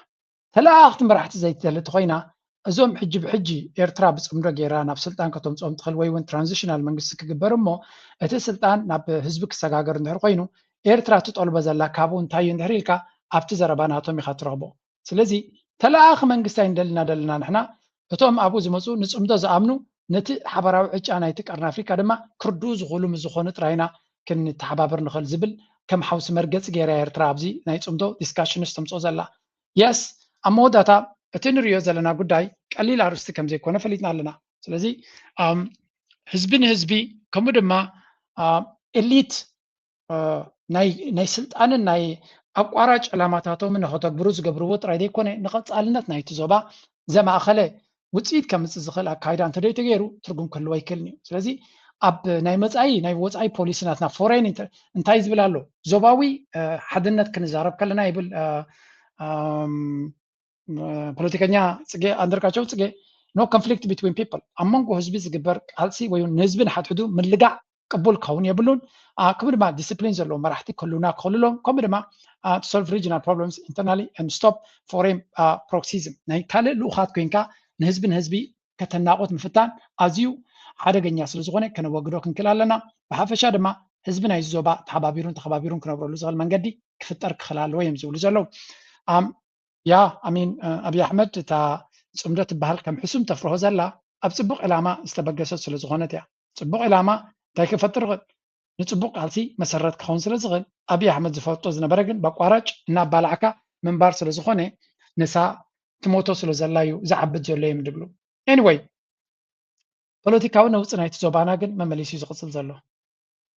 ፌደራል ሰራዊት እየፀግሕ ኣለዎ ብሸነኽ በራሕለን ሸቐትን ቆቦን ዝረአ ዘሎ ሓድሽ ወታደራዊ ምዕባለ መጠንቀቕታ ኤርትራ ንህዝቢ ትግራይ እውን ተዋሂብሎ ኣብ ሸነኽ ብበራሕለ ሸቐትን ቆቦን ሓድሽቲ መካናይዝድ ክፍለ ሰራዊታት ኢትዮጵያ ናብ ትግራይ ይፅጋዕ ከም ዘሎ ዓበይቲ ምንቅስቃሳት ሰራዊት ከም ዘሎ እዩ ሓበሬታታት ዘመላኽቱ እዚ ሰፊሕ ወታደራዊ ምንቅስቃስ ዝረአየሉ ዘሎ ግንባር እግረኛ ሰራዊት ሓዊሱ በዝሒ ናይ ኩናት መኻይን ድማ ይረኣያ ኣለዋ እቲ ዘሎ ምዕባለ ስዒቡ ኣብዚ ሶም ዝረአ ዘሎ ብዘመናዊ ኣፅዋራት ዝተሓገዘ ውግኣት መጥቃዕታት ደብዳብ ኣየራት ሓዊሱ ነቲ ዝቕፅሉ ዘለዉ ደብዳባት ከዛይዶ ይኽእል እዩ ዝብል ስጋታት እውን ይረአ ኣሎ ብፍላይ ድማ ብድሕርቲ ብትማል ዕለት ሃቢሉ ኣብ ከተማ መቐለ ዝተኻየደ ደብዳብ ድሮን እቲ ተስፋ ተነቢሩሉ ዝነበረ መንገዲ ሰላም ዘፀልመተ ከም ዝኾነ ዝሕብሩ ፍልፍላት ህዝቢ ልዑል ጥንቃቐ ክገብር ድማ ቢሮ ጉዳያት ኮሚኒኬሽን እውን መልእኽቲ ኣሓሊፉ እዩ ምስ ዝወሃቡ ዘሎ መጠንቀቕታታት ተኣሳሲሩ ድማ ካብ ብወገን ስርዓት ህግደፍ ዝግንሑ ማሕበራት ኤርትራ ዝወፀ መጠንቀቕታ እውን ኣዘራራቢ ኮይኑሎ መንግስቲ ኤርትራ ድሕርቲ ምስ መንግስቲ ትግራይ ብዝተፈጥረ ፅምዶ ዝብል ኪዳን ኣብ ትግራይ ዝኾነ ዓይነት ጆኖሳይድ ክፍፅም ኣይንፈቅድን ኢና 360 ዲግሪ ትዕፁ ትግራይ ድሕሪ ሕዚ ኣይክትህሉን እያ ዝብል መልእኽትታት ከሕልፍ እዩ ተራእዩ ነቲ ትግራይ ከምፃእ ዝኽእል ወራር ድማ ሰራዊት ትግራይ ሰራዊት ኤርትራን ክምክትዎ ምዃኖም ሰራዊት ኤርትራ ኣብ ጎኒ ትግራይ ከም ዝስለፍ ድማ ኣፈኛ ስርዓት ህግደፍ ዝኾነ ኣወል ስዒድ እውን ዕላው ገይሩ ነይሩ ነዚ ስዒቡ ድማ ጥሒቑ ዘሎ ደብዳባት ድሮን መንግስቲ ኤርትራን ህዝቢ ትግራይ መጠንቀቕታ ዝሃበ እንትኸውን ብትማል ዕለት ሃቢሉ ካብ ሓይሊ ኣየር ኢትዮጵያ ዝተፈነወ ደብዳብ ክቕፅል ምዃኑ ድማ ንዝውን ህዝቢ ጥንቃቐ ክገብር እዩ ኣተሓሳሲቡ ዘሎ እቲ ብመናውራን ስርዓት ኤርትራ ዝተወዝአ ሓበሬታ ቃል ብቓል ከም ዝብሎ ካብ 7 ፍርኣን ክሳብ 8 ኣብ ዘሎ ግዜ ካብ ደብረ ዘይት ንመጥቃዕቲ ትመፅእ ድሮን ስለ ዘላ ህዝቢ ትግራይ ልዑል ጥንቃቐ ክገብር የበለት ሓበሬታ ኣብቲ ብብዙሓት ሕቶታት ዘበገሰ ሓበሬታ ናይ መንግስቲ ኤርትራ እቲ ደብዳብ ቅድሚ ምፍፃሙ ድማ ካብ ደብረ ዘይት ትብገስ ንትግራይ ተጥቅዕ ዘላ ምባሉ ኣብቲ ዘሎ ውዒ ረስኒ ድማ ብላዕሎት መሪሕነት ይሳተፉ ምህላው ዘመላኽቱ ዝብሉ ተንተንቲ እውን ኤርትራ ነቲ ብመንግስቲ ኢትዮጵያ ዝፍፀም ዘሎ መጥቃዕቲ ምኹናና ድማ ኣዘራረቡ ገይርዎ ኣሎ ሓበሬታታት ከም ዘመላኽቱ ህግደፍ ዝሃቦ ሓበሬታ ድሕርቲ ኣብ ከተማ መቐለ ብ14 ሓሰ ከባቢ ሰዓት 5 ኣቢሉ ብሓፈሻ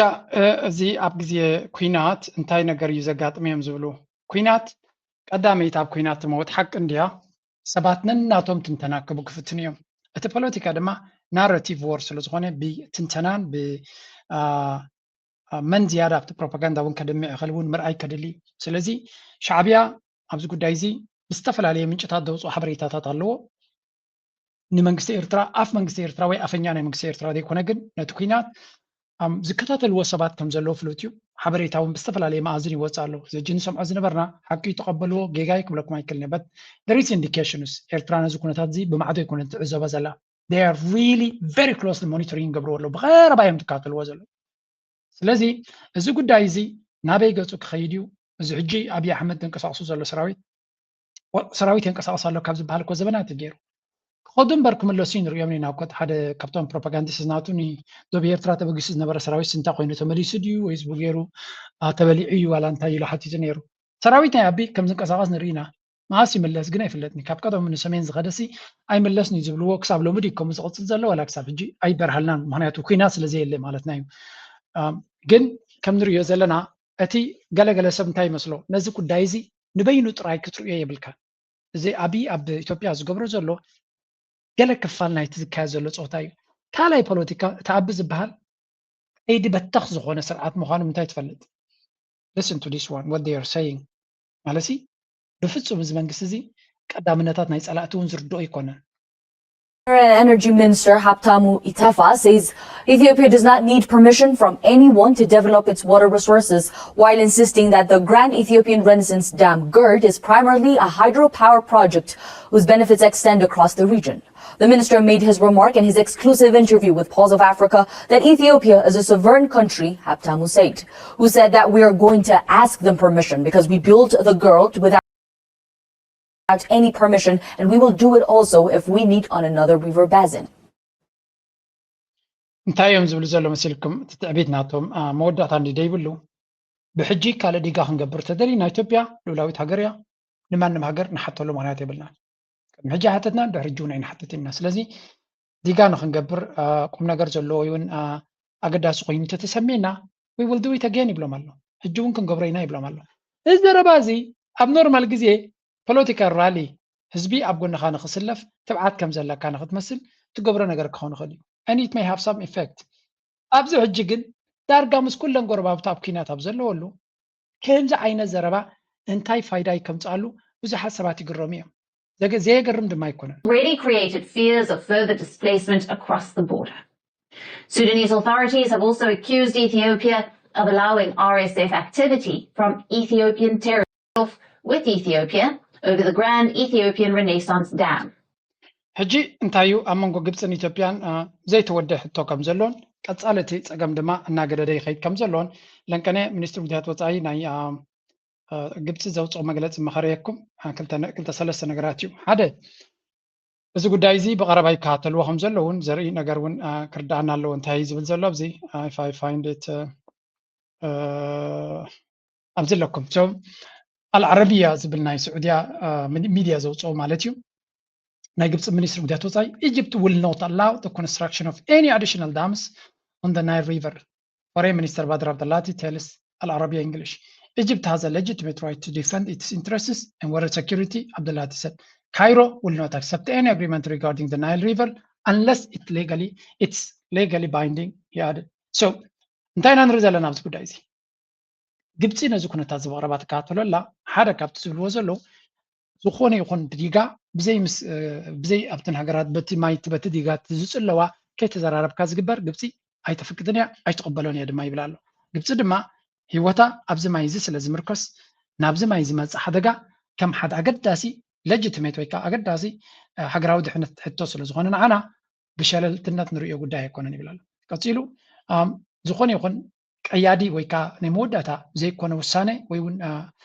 ዲል እንተደይ ኮይኑ ኣይንቕበልን ኢና ይብላ ኣሎ ምክንያቱ ኣብ ዝኾነ ይኹን ግዜ ካልእ መንግስቲ ምስ መፀ ካልእ ስርዓት ምስ ዝቕየር ዓይነት ዲል የድልየና የለን እዮም ዝብሉ ዘሎ እንታይ ማለት እዩ ኣብ ከቢድ ፖለቲካዊ ወጥሩ ዘሎ መንግስቲ ስርዓት ብልፅግና እቲ ናቱ ነድሪ ወይ እውን እቲ ናቱ ዘረባ ናብ ሓደ ደይኮነ ናብ ኩሉ መኣዝናት ይሰዶ ምህላው ሓደ ካብቲ ዝገደደ ሽግር ነታ ኣካይዳ ናቱ ዝፈጥሮ ዘሎ እዩ ኣሜሪካ ኣብዚ ጉዳይ እዚ ኢዳ ክትእቱ ከም ደሊ ዘላ ዝግለፅ ሓበሬታ ኣሎ but at the end of the day ta America ትብሎ ዘላ ሓቂ መፍትሒ ክርከቦ ድዩ ምክንያቱ ኢትዮጵያ ሓድሽ ፀገም ክትጅምር ትደሊ ዘላ ትመስል have been opposing for years so who said that we are going to ask them permission because we built the gate without the permission and we will do it also if we need on other river basins why we are sovereign states we are sovereign country we have our natural resource we have our rivers It's not simply given by nature, but we have been investing a lot, as I said.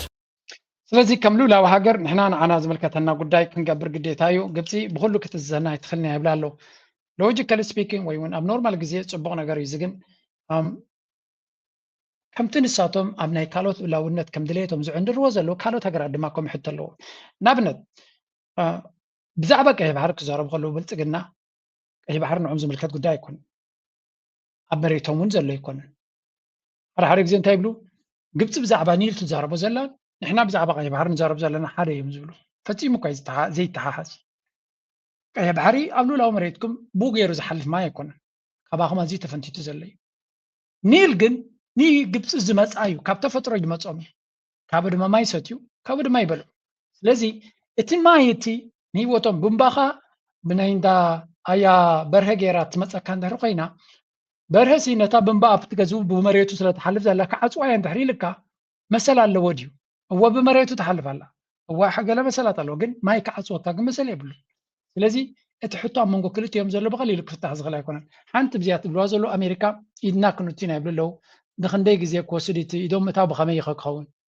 Blue Nile, the Grand Ethiopian Renaissance Dam, or GERD, is Africa's largest hydroelectric project. However, it has caught massive controversy since its inception. Ethiopia considers it vital for national electrification and economic development and says it will benefit the region as a whole. However, Egypt and Sudan, downstream from Ethiopia, view the dam as an existential threat to their water supplies. Negotiations to satisfy all sides have so far failed. President Donald J. Trump has previously described this as a dangerous issue. ብሓፈሻ እንታይ እዮም ዝብሉ ዘለዉ እቲ ኣብ መንጎ ክልቲአን ሃገራት ዘሎ ንብዙሕ ዓመታት ተፈቲኑ ዲፕሎማሲ ዝርርብ ብዙሕ ተፈቲኑ ክሳብ ሕጂ ይሰርሐን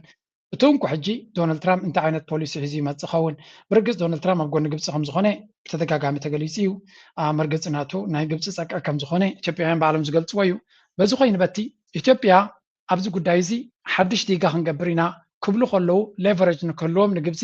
ሕማቕ ንክስምዖ እሞ ብኡ ሰንቢዶም ብዙሕ ነገራት ንከይሓቱ ዘገብር እዩ ትሕቶ ግን ከምቲ ንሳቶም ሓድሽ ዲጋ ክንገብር ኢና ኢሎም ዘፈራርሁ ዘለዉ ግብፂ ድማ ነቶም ንሃገርኩም ክብትኑ ዝደልዩ ዘለዉ ከም ድሌተይ ክሕግዞምን ፋንድ ክገብሮምን እየ ምሳኹም ምውጋዕ የድልየንን እዩ ምክንያቱ ዝወጉኻን ዘውድቑኻን ኣብ ከርስኻ ስለ ዘለዉ ስለዚ you don't talk to me I will find ways ከመይ ገይሮም ምሳይ ዝዘራርቡ ነቲ ቦታኻ ከም ዝሕዝዎ ክገብር የብሉሎም ዓዊሎም ክዛረቡ ይክእሉ እዮም ከምኡ ምክንያቱ ንዓቢ ፀቅዒ ናይ ህዝቢ ንክረክብ ስለ ዝገብሮ ስለዚ ንኢትዮጵያ ውሽጣዊ ኩነታታ ከይተዛረብካ ብድሕሪ መጋረጃ ብኣዝዩ ስውር መንገዲ እቲ ከም ትበታተን ምግባር ናይ ግብፂ ሕልሚ እዩ ኩሉ ግዜ ኣደኖ ክንዲ ምንታይ ኣበርክቶ ኣለዎም ኣብኡ ኣይፍልጥን ወላ እቲ ተቃዋሚ ናይ ኢትዮጵያ ምስ ግብፂ ክሰርሕ ኣይደልን እዩ ወይ እውን ይሰርሕ እንተሎ ክፍለጥ ኣይደልን እዩ ምክንያቱ ታሪካዊ ፀላኢትና ኢና ኢሎም ስለ ዘመንዎ ምስ ግብፂ ምትሕብባር ካብ ህዝቢ ከምቲ ንፀሊ ስለ ዝገብረካ ዝኾነ ፖለቲከኛ ናይ ኢትዮጵያ ናይ ግብፂ ደገፍ ወላ ብድሕሪ መጋረጃ እንተወሰደ ብግልፂ ግን ኣይደልይዎን እዮም እንተ ናይ ኤርትራ ጉዳይ ምስ ዝደለናዮ ንሰርሕ ምስ ዝደለናዮ ንኸይድ ናን ኦፍ ዮር ቢዝነስ ኢልካ ጥራይካ ትኸዶ ናው እቲ ካልእ ኣርእስቲ ዘሎ ቀይሕ ባሕሪ እዩ ቀይሕ ባሕሪ ድማ ነብሱ ዝኸኣለ ከቢድ ዝኾነ ፈተና ዘለዎ እዩ ሌትስ ጎ Saudi Arabia under attack. The Houthi rebels of Yemen are making major claims. They say they've carried out 31 attacks on Saudi Arabia. 31 attacks plus 8 maritime strikes. And they say it has left hundreds of Saudis dead. Hundreds of Saudis dead. It's a bold claim. And if true, it suggests a massive escalation. ኣመንጎ ሕውትን ስዑድያን ዝኽየድ ዘሎ ኩነታት ድማ ከምቲ ዝድለ በሚድያ ካቨሬጅ ረክብ የለን ምክንያቱ ስዑድያ ጠቕላላ ነታ ኣርእስቲ ሚውት ጌራቶላ ዓቢሳቶ ስለ ዘላ they may have a reason why they are doing that but at the end of the day ኣብ መንጎ ስዑድያን ሕውትን ኣብ ቀይሕ ባሕሪ ይኹን ብመሬቶም ዝግበር ዘሎ ባእሲ ከቢድ እዩ ዘሎ መራኽብ ናይ ስዑድያ ይህረም ኣለዋ ናይ ነዳዲ ቦታታት ናቶም ይህረም ኣሎ እቲ ኣብ የመን ንሶም ዝድግፍዎ መንግስቲ ይህረም ኣሎ ከቢድ ዝኾነ ነገር እዩ ዝካየድ ዘሎ ዓለም ግን ንዘሎ ከምዘይ የሎ ገይሮም እዮም ክርእይዎ ዝፍትኑ ዘሎ ሳዕቲ ካቨሬጅ ዝረክብ ዘሎ እንተቲ ሕውቲ ተሰማሚዕዎ ኣሎ እቲ ጉዳይ ናይ እስራኤልን ናይ ኣሜሪካን ናሃሪ ናይ ዘረባን ፕሮፓጋንዳ ክሳብ ዘየለ ንስዑድያ በይና ቤላ ገይረ ረብሓታተይ ከሳልጥ እኽእል እየ ምክንያቱ ንስዑድያ ቃንዛ ናታ እንተበርቲዐዮ ድሌታተይ ብሙሉ ካብታ ኣነ ዝደልዩ ንላዕሊ ሕራይ ክትብለኒ ትኽእል እያ ዝብል እምነት ኣለዎ ዲስ ኢዝ ዋይ ሕውቲ ዘይደልዮ ኣሜሪካን እስራኤልን ተወሳኺ ኮይኖም ኣብኡ ክመፅዎ ይደልን እዩ ዘሎ ንስዑድያ ንበይና ግን ሓደጋ ክወጥቀ ይኽእል እዩ ምክንያቱ ስዑድያ ዝሃረመ እንተሃረመት ንሕውቲ ይስምዖን እዩ እንታይ እያ ክትሃርሞ ዘይተሃረመ እንታይ ክፋል ስለ ዘሎ እያ ክትሃርሞ ክንደይ ብቦምባታት ዝፍታሕ ሽግርካ ኣይኮን ግምጣሉ ሕውቲ ናይ ውግእ ተመክሮ ዘለዎ እዩ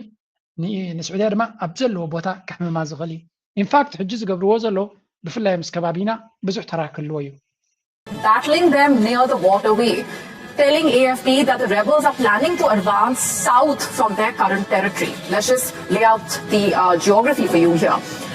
Bit by bit. In fact, according to that report, the Houthis are working to create conditions for seizing control of this strait by basically expanding presence along the western coast. So, nothing surprising.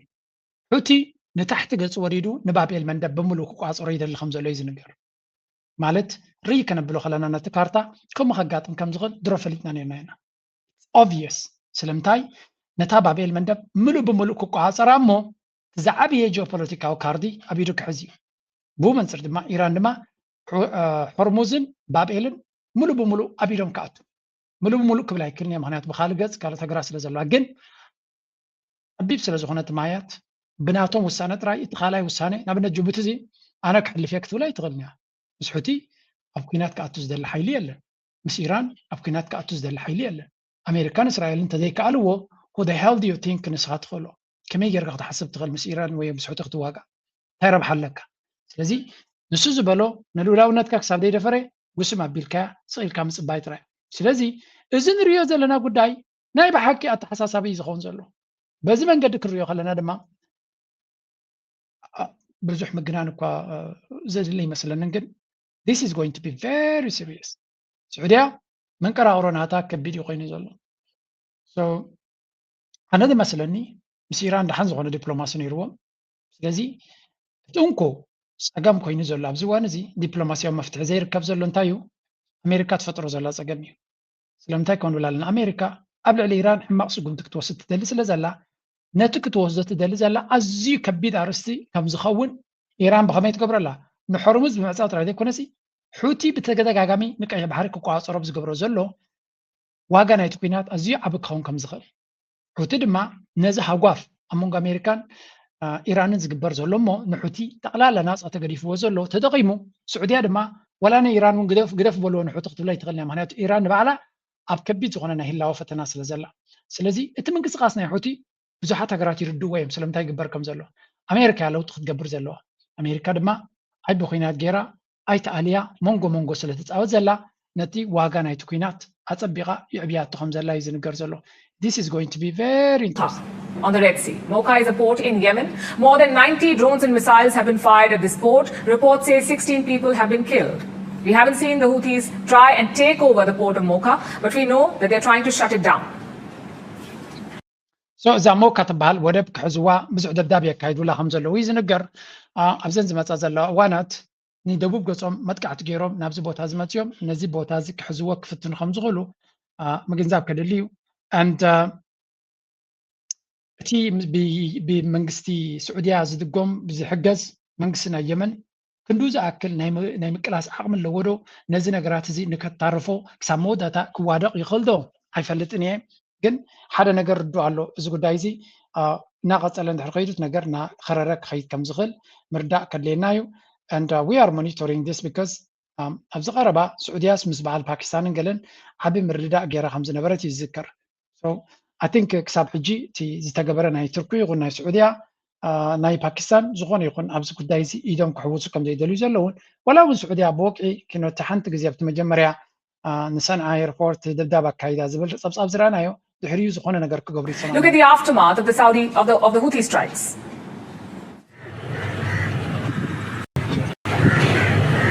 ብሓፈሻ ከምዚ ንሽፍነልኩም ዘለና ብዙሕ ዕንወት ከንሪአኩም ስለዘይ እንደልዩ እዚ ባቤል መንደብ ሓደ ካብቲ ስትራቴጂካዊ ኣገዳስነት ናቱ ብመዓልቲ ከምኡ ብሰዓታት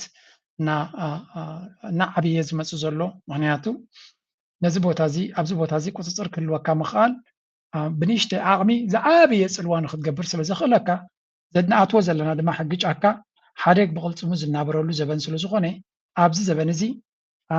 ድኻምነት ዘርኣየ ወይ እውን ስትራቴጂካዊ ኣቀማምጣ ናቱ እኹል ክኸውን ዘይከኣለ ጉድ ክረክብ ከም ዝኽእል ኢና ንርኢ ዘለና በዚ መንገዲ ድማ ብዙሓት ሃገራት ነናቶም መንገዲ ነናቶም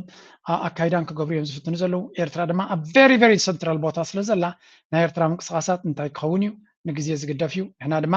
ነዚ እናተኸታተልና ኩሉ ግዜ ናባኻትኩም ከነብሎ ክንፍትን ኢና It's going to be very interesting. ኤርትራ ድማ እንታይ ክትገብር እያ ንግዜ ክንገድፎ ኢና መቐፅል ኣብቲ ናይ ትግራይ ገጽና ኢት ገይሩ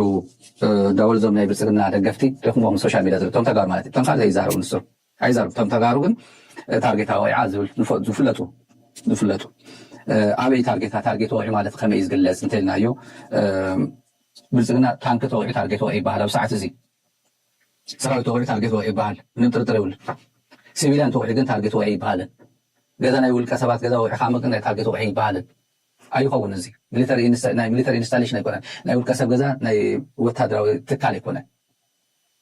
እንታይ ብዝበሎ እዚኣቶም ስሎም ሓንቲ ኣብዚ እንዳማርያም መቐለ እንዳማርያም ዳዕሮ ዝበሃል ዳዕሮ ከባቢ ጣብያ መሞና ኣብ ናይ መምህራን ማሕበር ኣከባቢ ገዛ ተዓደለሉ ከባቢ ግሪን ኤርያ ተባሂሉ ተቐመጠ ኣብዩ ወዲቑ እታ ድሮን እያ እዚኣ እቲ ሓንቲ ሚግ ድማ ዝመፀት ምስ መንገዲ ኣየር ኢትዮጵያ ጎኒ ንጎኒ እያ መፅያ ኢሎም ጓ ኣብ ሕብረት ኮሌጅ እዚ መቐለ ዩኒቨርሲቲ ከባቢ ሕብረት ኮሌጅ ኣከባቢ ንሱ እውን ኣብ ዛጋ ግድሚ ስኩል ኣብ በረኻ ዳዕሮ ዝበሃል ዳዕሮ ከባቢ ጣብያ መሞና ኣብ ናይ መምህራን ማሕበር ኣከባቢ ገዛ ተዓደለሉ ከባቢ ግሪን ኤርያ ተባሂሉ ተቐመጠ ኣብዩ ወዲቑ እታ ድሮን እያ እዚኣ እቲ ሓንቲ ሚግ ድማ ዝመፀት ምስ መንገዲ ኣየር ኢትዮጵያ ጎኒ ንጎኒ እያ መፅያ ኢሎም ጓ ኣብ ሕብረት ኮሌጅ በዚ መቐለ ዩኒቨርሲቲ ከባቢ ሕብረት ኮሌጅ ኣከባቢ ንሱ እውን ኣብ ዛጋ ግድሚ ስኩል ኣብ በረኻ ግድሚ ነገር ይወዲቑ ንሱ እውን ሓደጋ የብሉን። እታ ናይ እንዳማርያም ዳዕሮ ግን ሲቪላን ኣቑሲላ እያ። ሕጂ እንታይ ኢና ንሰምዕ ዘለና ኣብይ ኣሕመድ ንነዊሕ እዋን ዝጀሃረሉ ዝነበረ ቴክኖሎጂታት ይጥቀመሉ ከም ዘሎ ኢና ንርኢ ዘለና። ክሳብ ሕጂ ንሪኦ ዘለና ብናይ ብልፅግና ሶርስ ዝብልዎ ዘለዉ ናይ ዕፅዋር መኻዚኑ ናይ ህወሓት ከም ዝተሃረመ እዮም ዝነግሩ ዘለዉ። ንተጋሩ ግን እዛ ዘረባ እዚኣ ከውሊ ጸልማት እያ ንዓኻ ብርሃን ክትከውን ኣይትኽእልን፣ ልምዓት ክተምፀልካ ኣይትኽእልን። ኢትዮጵያ ካብ ጀቕጀቕ ድኽነት ካብ ጀቕጀቕ ጎንፅን ኩናትን ክትወፅእ ኣይትኽእልን። 1000 ዓመት እውን ተትቕፅል ሳይንስ እዩ። ከም ኢትዮጵያ ዝበለ ዝቐፅለ ሃገር የለን። እዛ ዘረባ እዚኣ ከም መንደረጓሕ እያ ንተጋሩ ደጊማ ኣብ እዝኖም ተቓጭል ዘላ። ምክንያቱ ኢትዮጵያ ጠንቂ ፀገሞምን ሽግሮምን ከም ዝኾነት ዋላ እኳ ገለገለ ምስ ኢትዮጵያ ዝበልዑ ዝሰትዩ ዘለዉ በዓል እዚ ከብዳማት ጽምዶ ሰዋና ኣሎ። እዚ ትግራይ ዋና ኣይኮነን፣ እዚ ኤርትራ ዋና ኣይኮነን፣ እቶም ጽምዶ ግብፂ ኣለዉ፣ እቲ ዜጋ ዋና ኣይኮነን። ብቐንዱ እውን ዘበገስዎ ብደንቢ መኺሮም ዘበገስዎ ስብሓትን ኢሳያስን እዮም። እዚኦም ከዓ ናይቲ ዝፀንሑ ኣነ ሞይቶም እውን ካብ ፍርዲ ዘምልጡ ዘይመስለኒ ከምልጥዮም ኢለ ዘይግምቶም ኖት ብሂወት እናሃለዉ ሞይቶም እውን ካብ ፍርዲ ካብ ጃስቲስ ከምልጡ እዮም ዘይብሎም ሰባት ዲዛይን ዝገበርዎ እዩ እና ናይ ንስብሃት ዲዛይን እቲ ናይ ተጋሩ ታሪክ እውን ፀሊም ክኾን ዝገበረ ምንም ትግራዋይ ብፀጋ ክቕበሎ ዝግባእ ዝነበረ ኣብዚ ለውጢ መፅዩ ተለ ናይ ሓሳብ ተልዩ ኣይዲዮሎጂ ተልዩ ትማጎት ከምቲ ኩሉ ዓለም ዝገብሮ ንግዜ ተተፈላሊኻ ግዜ እውን እናፈረደ ይኸድ ናንሰብካ ይትኸድ ከምዚ ገይሩ ክትሓዝ እናተገብኦ ከምዚ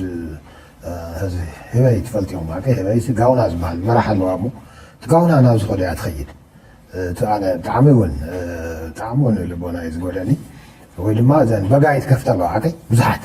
ካብኡስ ሓንቲ ትገበር እንታይ እዩ ዝገበር ከይጠፍዓ ሓንቲ ኣብዚ ቃጭል ኣስረላ ምክትከልከላ ጭልጭልጭል ስለተብል ንዓና ትኸተል እየን ዝኸዳ እና ተጋሩ ካብ ሰብነት ወሪድናስ ንስብሓት ጋውና ተኸቲልና ካብዚ ከድና ምሁሩ ሰብ የለው እንታይ ዘርእየካ እዚ ፖለቲካ ንክልተ ዓመት ዝኣክል ጎስጒሶም ዝስዕቦም ስለ ዘይረኸቡ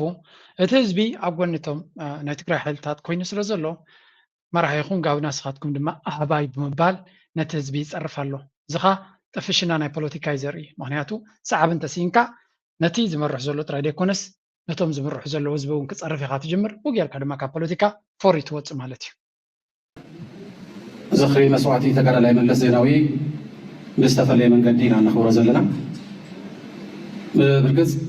ተጋዳላይ መለስ ዜናዊ ካብ ዝስዋዕ ጀሚሩ በብዓመቱ ዝተፈለዩ ነገራት ኣለዉ፣ በብመዋእሉ ዝተፈለዩ ነገራት ኣለዉ። ከምዚ ተኣኻኺብና ንምኽባር ኣብ ዘይንኽእለሉ ብርኪ ዝበፅሕናሉ ግዜ እውን ነይሩ። ድሕሪ እቲ ግዜ ድሕሪ ስምምዕ ፕሪቶርያ ሕዚ ዘለናሉ ኩነታት እውን ንባዕሉ ዝተፈለየ ባህር ኣለዎ። መስዋዕቲ ዝኽሪ ተጋዳላይ መለስ ዜናዊ ዝኽሪ መስዋዕቲ ኩሎም ብፆት እዩ። ዝኽሪ ቃልሲ ዓወት ህዝቢ ትግራይ እዩ ኣብ ዘመን እዚ መስዋዕቲ ዝተኸፈለሉ ቃልሲ ዝተካየደሉ ሕቶታት ህዝቢ ትግራይ ኣብ ሓደጋ ወዲቑ ኣሎ ከምቲ ኣብቲ መሪሕ ቴማ ተቐሚጡ ዘሎ ህላወ ልኡላውነት ድሕንነት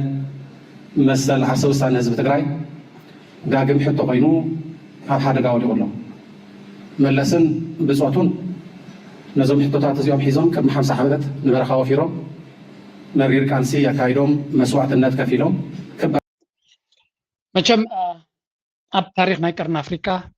ወገን ኤርትራ ፕሬዚደንት ኢሳያስ ብወገን ኢትዮጵያ ድማ ፕራይም ሚኒስተር መለስ ዜናዊ ፈፂሞም ክልተ ዓበይቲ ካሪዝማቲክ ሊደርስ ነቲ ቀርኒ ኣፍሪካ ድማ መጀመርያ ኣብ ኣፍሪካ ተራእዩ ዘይፍለጥ ወይ እውን ኣትሊስት ካብ ሰውራ መፂኻ ከምኡ ዓይነት ሽርክነት ክፍጠር ኢሉ ዘይሕሰብ ዝነበረ ኣይኮነን ኣፍሪካውያን ክሳብ ንኣሜሪካ በዓል ቢል ክሊንተን እውን ዝግረሙሉ ዝተረኣየ ናይ ቁጠባዊ ሽርክነት ስለዚ መለስን ኣብ መንጎ ኣብ ትሕቲ መርሕነት ናይ መለስ ኢትዮጵያን ኣብ መንጎ መርሕነት ናይ ፕሬዚደንት ኢሳያስን ዝተፈጠረ ዝምድናን ናይ 30 ዓመት ዝነበረ ኩናትን ወረ ኩናትን ኣሊኻ ኣብ ኣዝዩ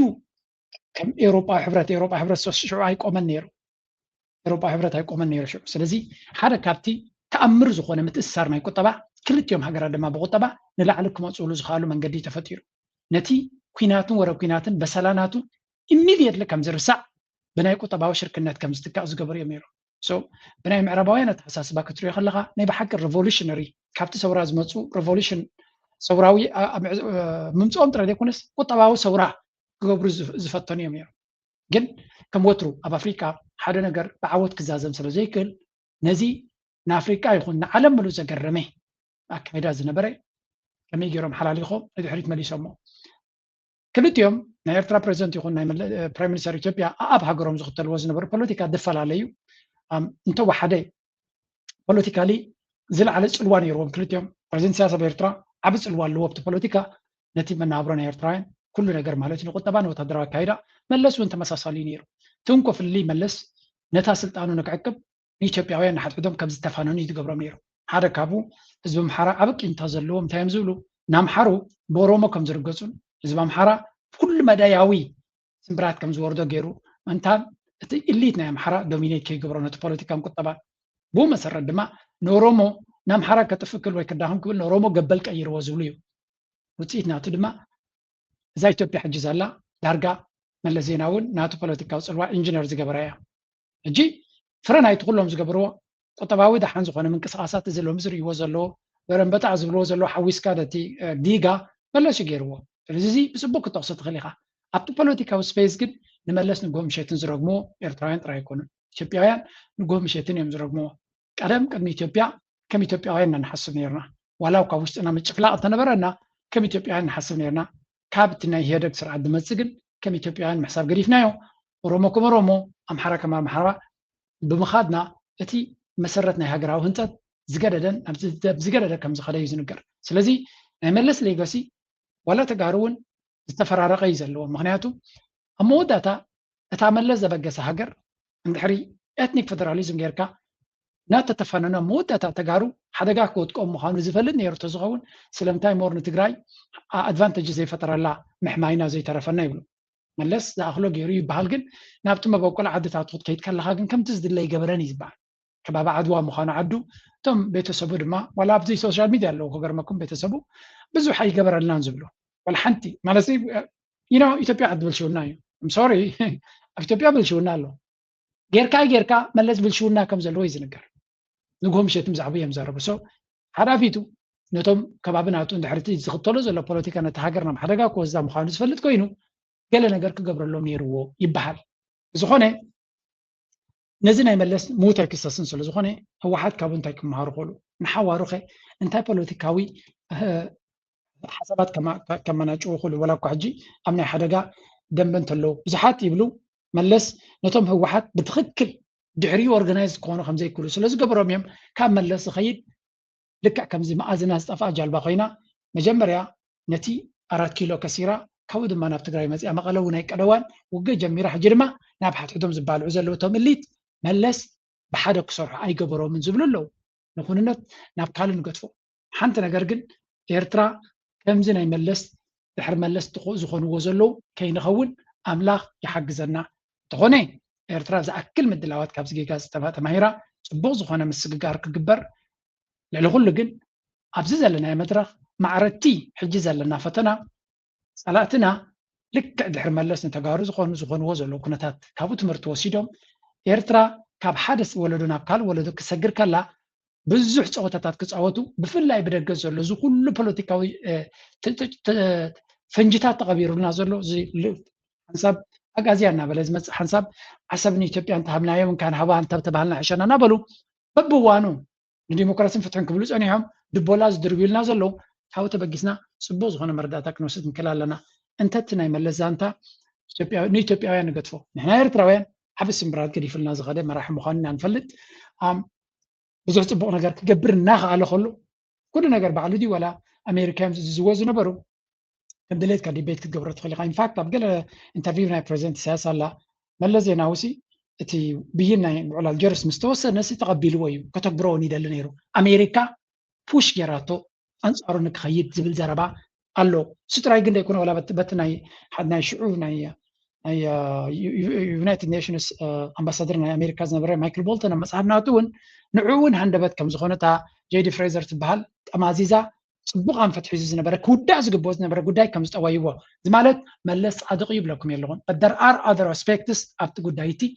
ፕሬዚደንት ኢሳያስ ኣብቲ 2006-2007 ዝገብሮ ዝነበረ ኢንተርቪው ብተደጋጋሚ ናይ ኣሜሪካ ሕማቕ ዕላማ እምበር ናይ ኢትዮጵያ ጥራይ ከም ዘይኮነ ናይ መለስ ጥራይ ከም ዘይኮነ ይዛረብ ነይሩ እዩ ድሕሪ ከይድ ክብሪ ኢኹሞ ሞት ኣይክሰስን እዩ ንዑን ኣምላኹን ገዲፍና ኣለና ድሕሪኡ ዘሎ ኩነታት ግን ትግራይ ዛሎሚ ዘላቶ ገለ ምስ ኢትዮጵያ ምስ መለስ ይተሓሓዝ ከም ዘለዎ እዮም ዝነግሩ they're not blaming him ምክንያቱ ብዙሕ ነገር እውን ገይርልና እዮም ባህልቲዮም እንተወሓደ እውን ከም ሓደ ፖለቲካል ፊገር ተጋሩ ኣብ ጎኑ ዝሓስልሉ ስለዝኾኑ ከም ናይ ዩኒፊኬሽን ፓወር እውን ክትወስዶ ትኽእል ኢኻ ይበሃል ግን ናይ መለስ ዜናዊ ንኢትዮጵያን ንትግራይን ጥራይ ዘይኮነስ ንቐርኒ ኣፍሪቃ ምሉእ ዝፀለወ መራሒ ነይሩ ፀለዊ ማለት ንፅቡቕ ንሕማቕን እዩ ዝብለኩም ማለት ንቀርኒ ኣፍሪካ እዚ ሕጂ ዘሎ ምትፍናንን ፀገምን ሓደ ናይቲ ናይ መለስ ፖሊሲ ዝነበረ ብኣሜሪካ እናተደፈ ዝግበር ዝነበረ እውን ይብል እዮም ናትኩም ርእቶ ኣብዚ ጉዳይ እዚ ክሰምዕ ይደሊ ሞት ነዚ ሞት ሕጂ ከሲስና ነምፅኦ ለውጢ ስለዘየለ ንቅድሚት ጥራይካ ክጥምት ዘለካ እየ ዝብላነ but again we are witnessing a very historical development መለስ ዜናዊ ከይዱ ድሕሪኡ ዝመፀ ኩነታት ንርኢ ኣለና ኣብይ ኣሕመድ ድማ ኣብ ሓደ ከቢድ ዝኾነ ደረጃ በፂሑ ከም ዘሎን ንሱን ኣይዲዮሎጂ ናቱን ናበይ የከብሉ እዮም ኔክስት ሙቭ ናቶም እንታይ ክኸውን እዩ ንርኢ እንተቶም ድሕሪ መለስ ዝተረፉ ተጋሩ ገሊኦም ተስፋ የብሎም እምነት ንዓይ ሕዚ ኣብ ናይ ኢትዮጵያ ዘሎ ናይ ሕዚ ኩነታት እንታይ እዩ መማረፂ ኢለ ይሓስብ እየ ከም ትግራዋይ ኣነ ንባዕለይ ትግራዋይ ናሽናሊስት ገይረ እየ ዝሓስብ እዚ ክብል ከለኹ ናይ ትግራይ ረብሓ ሕዚ ይኹን ስፔሲፊካሊ ሕዚ በቲ ዘሎ ኩነታት ናይ ትግራይ ረብሓ ኣብ ናይ ኢትዮጵያ ፌደራላዊ ዲሞክራሲያዊ ልምዓታዊ መንግስቲ ብሓባር ኮንካ እዩ ዝፍታሕ ዝብል እምነት ኣለኒ ሕዚ ካብዚ እምነት እዚ ተበጊሰ ብዝኾነ ይኹን በቲ ዝመፅእ ናይ ኣንፃር ዚ ፌደራል መንግስቲ ዝግበር ምንቅስቃስ ኦፍኮርስ ከም ክሓልፎ ከም ዝኽእል እቲ መንግስቲ ይርዳእ እየ ግን ሓደ ግዜ እዚ ነገር እዚ በዚሕዎ እቲ መንግስቲ እንድሕር ዝወድቕ ኮይኑ ስታይ እዩ ዝኾነ ኢላ ይሓስብ እሞ ቅድሚ ኩሉ ትጉዳእ ትግራይ እያ ኣብይ ኣሕመድ ተወዲቑ ቅድሚ ኩሉ ትጉዳእ ትግራይ እያ ኣይኮነን ዝብለኩም ዘለዎ ኣብይ ኣሕመድ ተወዲቑ ቅድሚ ኩሉ ዝጉዳእ በዓል እዩ ንሱን ከብዱን እንገይሩን እዮም ዝግድኡ ካልኣይ ድማ ኣለዎ ጌታቸው ረዳ ክልተ እዚኦም እዮም ዝግድኡ ሕጂ እዚኦም ሰባት እዚኣቶም ዝቃለሱ ዘለው ንከብዶምን ንንገይሮምን እውን እዮም ምክንያቱ ናይ ኣቢ ምውዳቕ ማለት ንሳቶም ናይ መወዳእታ ካርድ ናቶም እያ ካብ ኣቢ ወፃኢ ኣብ ፖለቲካ ናይ ኢትዮጵያ ክፃወተሉ ዝኽእሉ ዕድል ክህልዎም ኣይክእልን ንትግራይ ከሲሮም እዮም ኣብ ኢትዮጵያ ድማ ኣብ ጠልጠል እዩ ዘሎ ስለዚ ኣቢ እንተወዲቑ I don't think these people will have any political future ስለዚ እቲ ንሪኦ ዘለና ኩነታት ኣቐድማ ኣቢሉ ነጊርዎም ነይሩ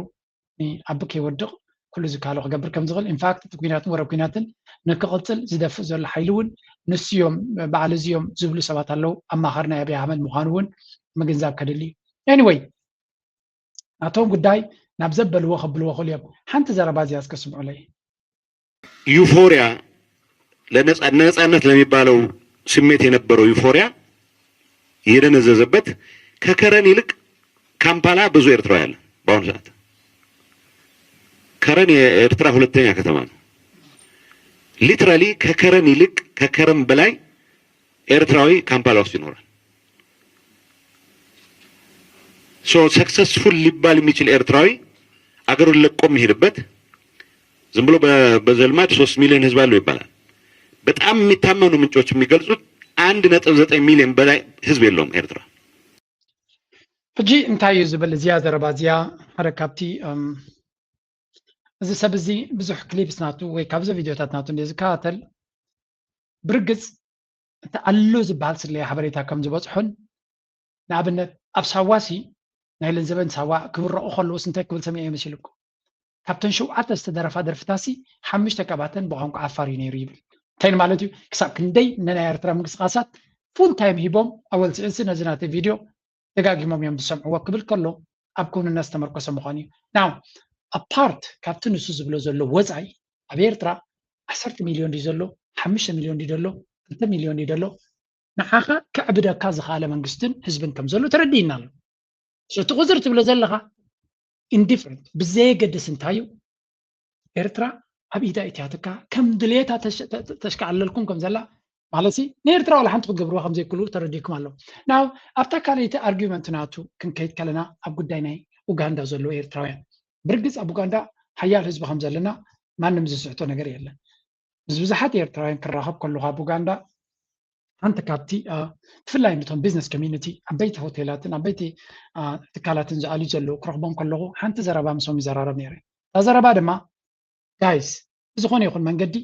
ይነው እዛ ዘረባ እዚኣ ሓንቲ ጥራይ ክብለኩም ዝኽእል ምናልባት ምዚኣ ትቕፅል ዘላ ኣተሓሒዘ ክበኩም እያ ኸማን እንታይ እዮም ዝብሉ ዘለዉ ዝመሲልኩም መንግስቲ ኖርዌይሲ ንኤርትራ መክሰሱ ይሰኣንን እንድዩ እንታይ ኢሉ ፅሒፉ መሲልኩም ኣብዚ ሓደ ገለ ካብቶም ዕሉላት ፕሮፓጋንዲስት ናይ ብልፅግና እዮም 6 Eritrean refugees are being deported from Norway after their citizenship was revoked. 6 ኤርትራውያን ናብ ኤርትራ ይስጎጉ ከም ዘለውን 6-phase deportation 3 have had their blah blah blah. Unfortunately, Eritrean government said they won't allow them to enter back to Eritrea. Is it a blessing or a curse for these Eritreans not being accepted by Shabia? Anyway, ካብ ኖርዌይ ክጥረዙ ዝግቦም 30 ሚታዊ ጥራይ ዝኣምኖ ግን ኣብ ካልእ እውን ርኢያ ነይረት ሓበሬታ ሕጂ ኤርትራ ነቶም ዝጥረዙ ዘለዉ ኣይቅበሎም እየ ኢላ ይብሉ ኣለዉ። እዚ መርገም ድምርኻ እንድሕሪ ኢልካ ካብ ኖርዌይ ክጥረስ ከለኻ መንግስቲ ኤርትራ ክቕበለካን ከይቅበለካ ናይ መንግስቲ ኤርትራ ሓንቲ ሓፃር ኢንተርቪው ናይ ፕሬዚደንት ኢሳያስ ነይራ። እንታይ እያ ትብል እታ ዘረባ? እዞም ሰባት እዚኣቶም ብቐሊሉ ኣይኮኑን ኣብኡ በፂሖም። ስለዚ ክትመልስዎም ትኽእሉ ነይሩ ኮይንኩም ግብኦም ኣማልውሎ ክሳብ 50,000 ገንዘብ ካሳ ክወሃቦም ኣለዎ ትብል ዘረባ ኣላ ሓንቲ ኣብ ገለ ክፋል ኣምፂልኩም ነይረ ና ብደለኻዮ ውሰዱ እንታይ ዝብል ዘረባ ትርኢ እዚ ኩሉ ኤርትራዊ ተሰዲዱ ከምዚ ኮይኑ ከምዚ ዘሎ ነቶም ኣብ ኡጋንዳ ዘሎ ክረኽቦም ከለኹ ሓንቲ ዘረባ ጥራይ ዝዛረቦም ነይረ። መጀመርያ እንታይ ዝበሃል ኣሎ መሲልኩም እቲ ስደትና ፅቡቅ ኣይኮነን ከምዚ ኢልና ምስዳድና ፅቡቅ ነገር ኣይኮነን ነይሩ። ግን ሓደ ግዜ ድማ ክንሓስበሉ ዘለና ነገራት ኣሎ። ኣነ መቸም ነዚ ጉዳይ ናይ ኤርትራ ብዙሕ ግዜ እንደ ሓስበሉ እስከ ናይ ሰብ ነገር ግደፎ ተኣምላኽሲ ንምንታይ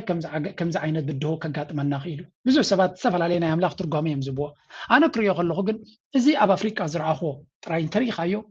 ሓደ ኤርትራዊ ካብ ኤርትራ ተበጊሱ ኣብ ኡጋንዳ ድዩ ኣብ ጎረቤት ክኸይድ ዝኽእል ወይ ኢትዮጵያ ክኸይድ እዩ ሱዳን ክኸይድ ካብ ሱዳን ተሪቑ ድማ ደቡብ ሱዳን ብመሬት ማለት እዩ ክበፅሕ ይኽእል ጅቡቲ ክኸይድ ይኽእል መይ ብሰጊሩካ ንስዑድያ ክኸይድ ይኽእል ኣብዚኦም ቦታታት እዚኣቶም እዩ ክኸይድ ዝኽእል። ቅድሚ ሕጂ እውን ስደት ነይሩ እዩ።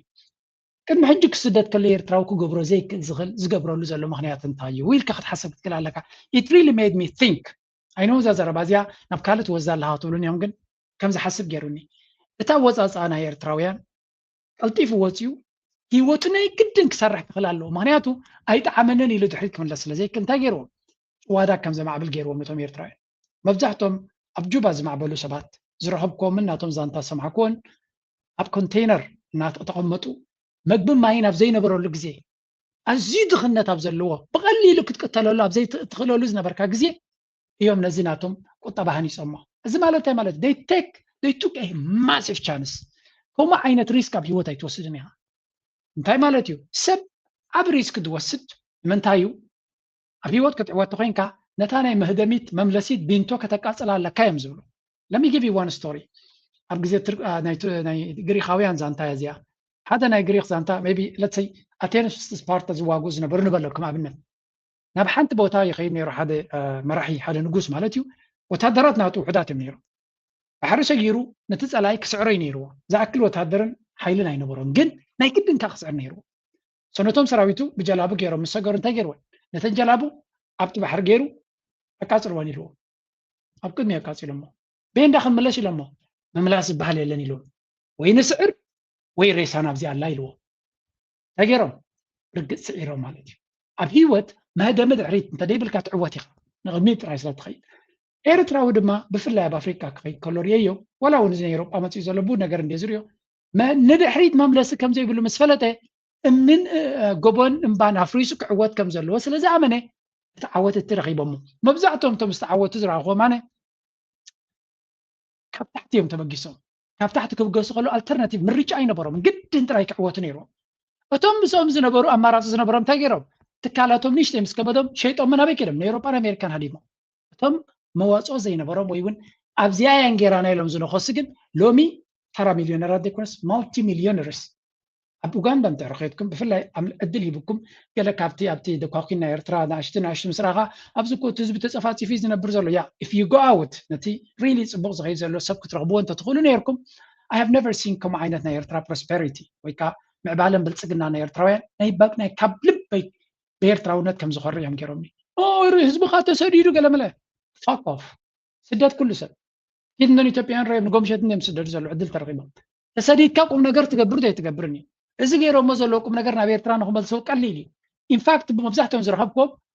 معك تتخفيتا كل تكالاتنا تدي وسدنا أبي يرتراخن قبرينا ندل زلنا قليبو حلمتاتنا تونك سمعك الله غاي سمدكا كم زعينة يرتراو بيزنس التحساس بقى قالوا دي تبي I'm very impressed بتزلني دقانو ده اللغة مثلا جينا عايتن كفلكم على الغزارة سزي باب ما دروح غزارة بلو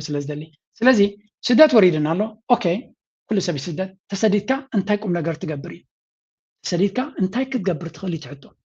now I was saying أبي أوروبا بزوج سب كيدو تماهيري بالنير I'm very proud of that أب أفريقيا زرع هو قلنا عيب تعمي كريمني وأنا أتانا كسع كندوري هي فلتني زود دايزي سلازي نتي زرع هو نجار تما بتدقق عمك زاربي زبير ترى بوغندا بس هو زل درجة بقليل بقالات قلت يتغنى إثيوبيا وين قد مينا قد مي 5 عامات تشديدهم يرمابو maybe أيتام قبل عمي رمم خانو قليل but nothing more لو مير تراويان فتي رمزوا له بعلوغندا كمون أب كينيا to some extent أب زامبيا أب أنغولا and جوبا of course دبو السودان درجة إيرترا وانت عين السب خانو هذا ستايل النسكة درجة تي نا إيرترا باسبورت سي ولا بزي كونسليوم كبر زبونا زلو أفريقيا يلو كم محر أد ما عندنا ناتنا سلو زريو نير تراويان سي بقى تي باسبورت ناتناسي بسرح ناسي لعلم سينا يلا نايف I'm so happy كم زعينا زرباخ سمك له ترى سبات كما يكون عبيت سبات يوم جزيه يبوم عدل يبوم ساي كزارب زخالو سلازي درجي ناتهم شامبيون كوينا أنا ناتهم حسابات نبخاتكم كم تأيه تسديد كذا اللقاء سريع كام عبل نقدميت كيد كله نبلا نجاري بلان انت بكبير ترى سمعنا يو ما بحكي صبغ تصفازه هو بنجاراتيو هجرنا نقدميت كيد نعطيه ناتكم من سعري زحتت نعطيه ناتكم تبقسوي زحتت لأنه كل دما تملالينا تدقاقيفنا انتخيدنا اتمنقدي حصر اتي كبدنا يتسدد دما يفصلنا هلو مارس سبز خدي زعبا زارسي كبحر بجلفه بزح اكسبيرينس بزحات كيلا تتكركب عدل سلز رخبكو ناتهم ببقبانو كم سألكم كفتني حساب نسو ببوغنو زمسأكم دما دقفكم اي توحدو بزح كالا قد صحابري تاتاتونا لنقن كيس افافك الزارب ودرس لدي اللي هلو مارس سبز خدي مزادر فوقت فكو أوقاتهم سويلي يقل سماديتو يقم بدا الشليل ذي نقول يا أمانيو تكلم وليلا شلم لما تركب دجي غدي كده لما يا ولا شلم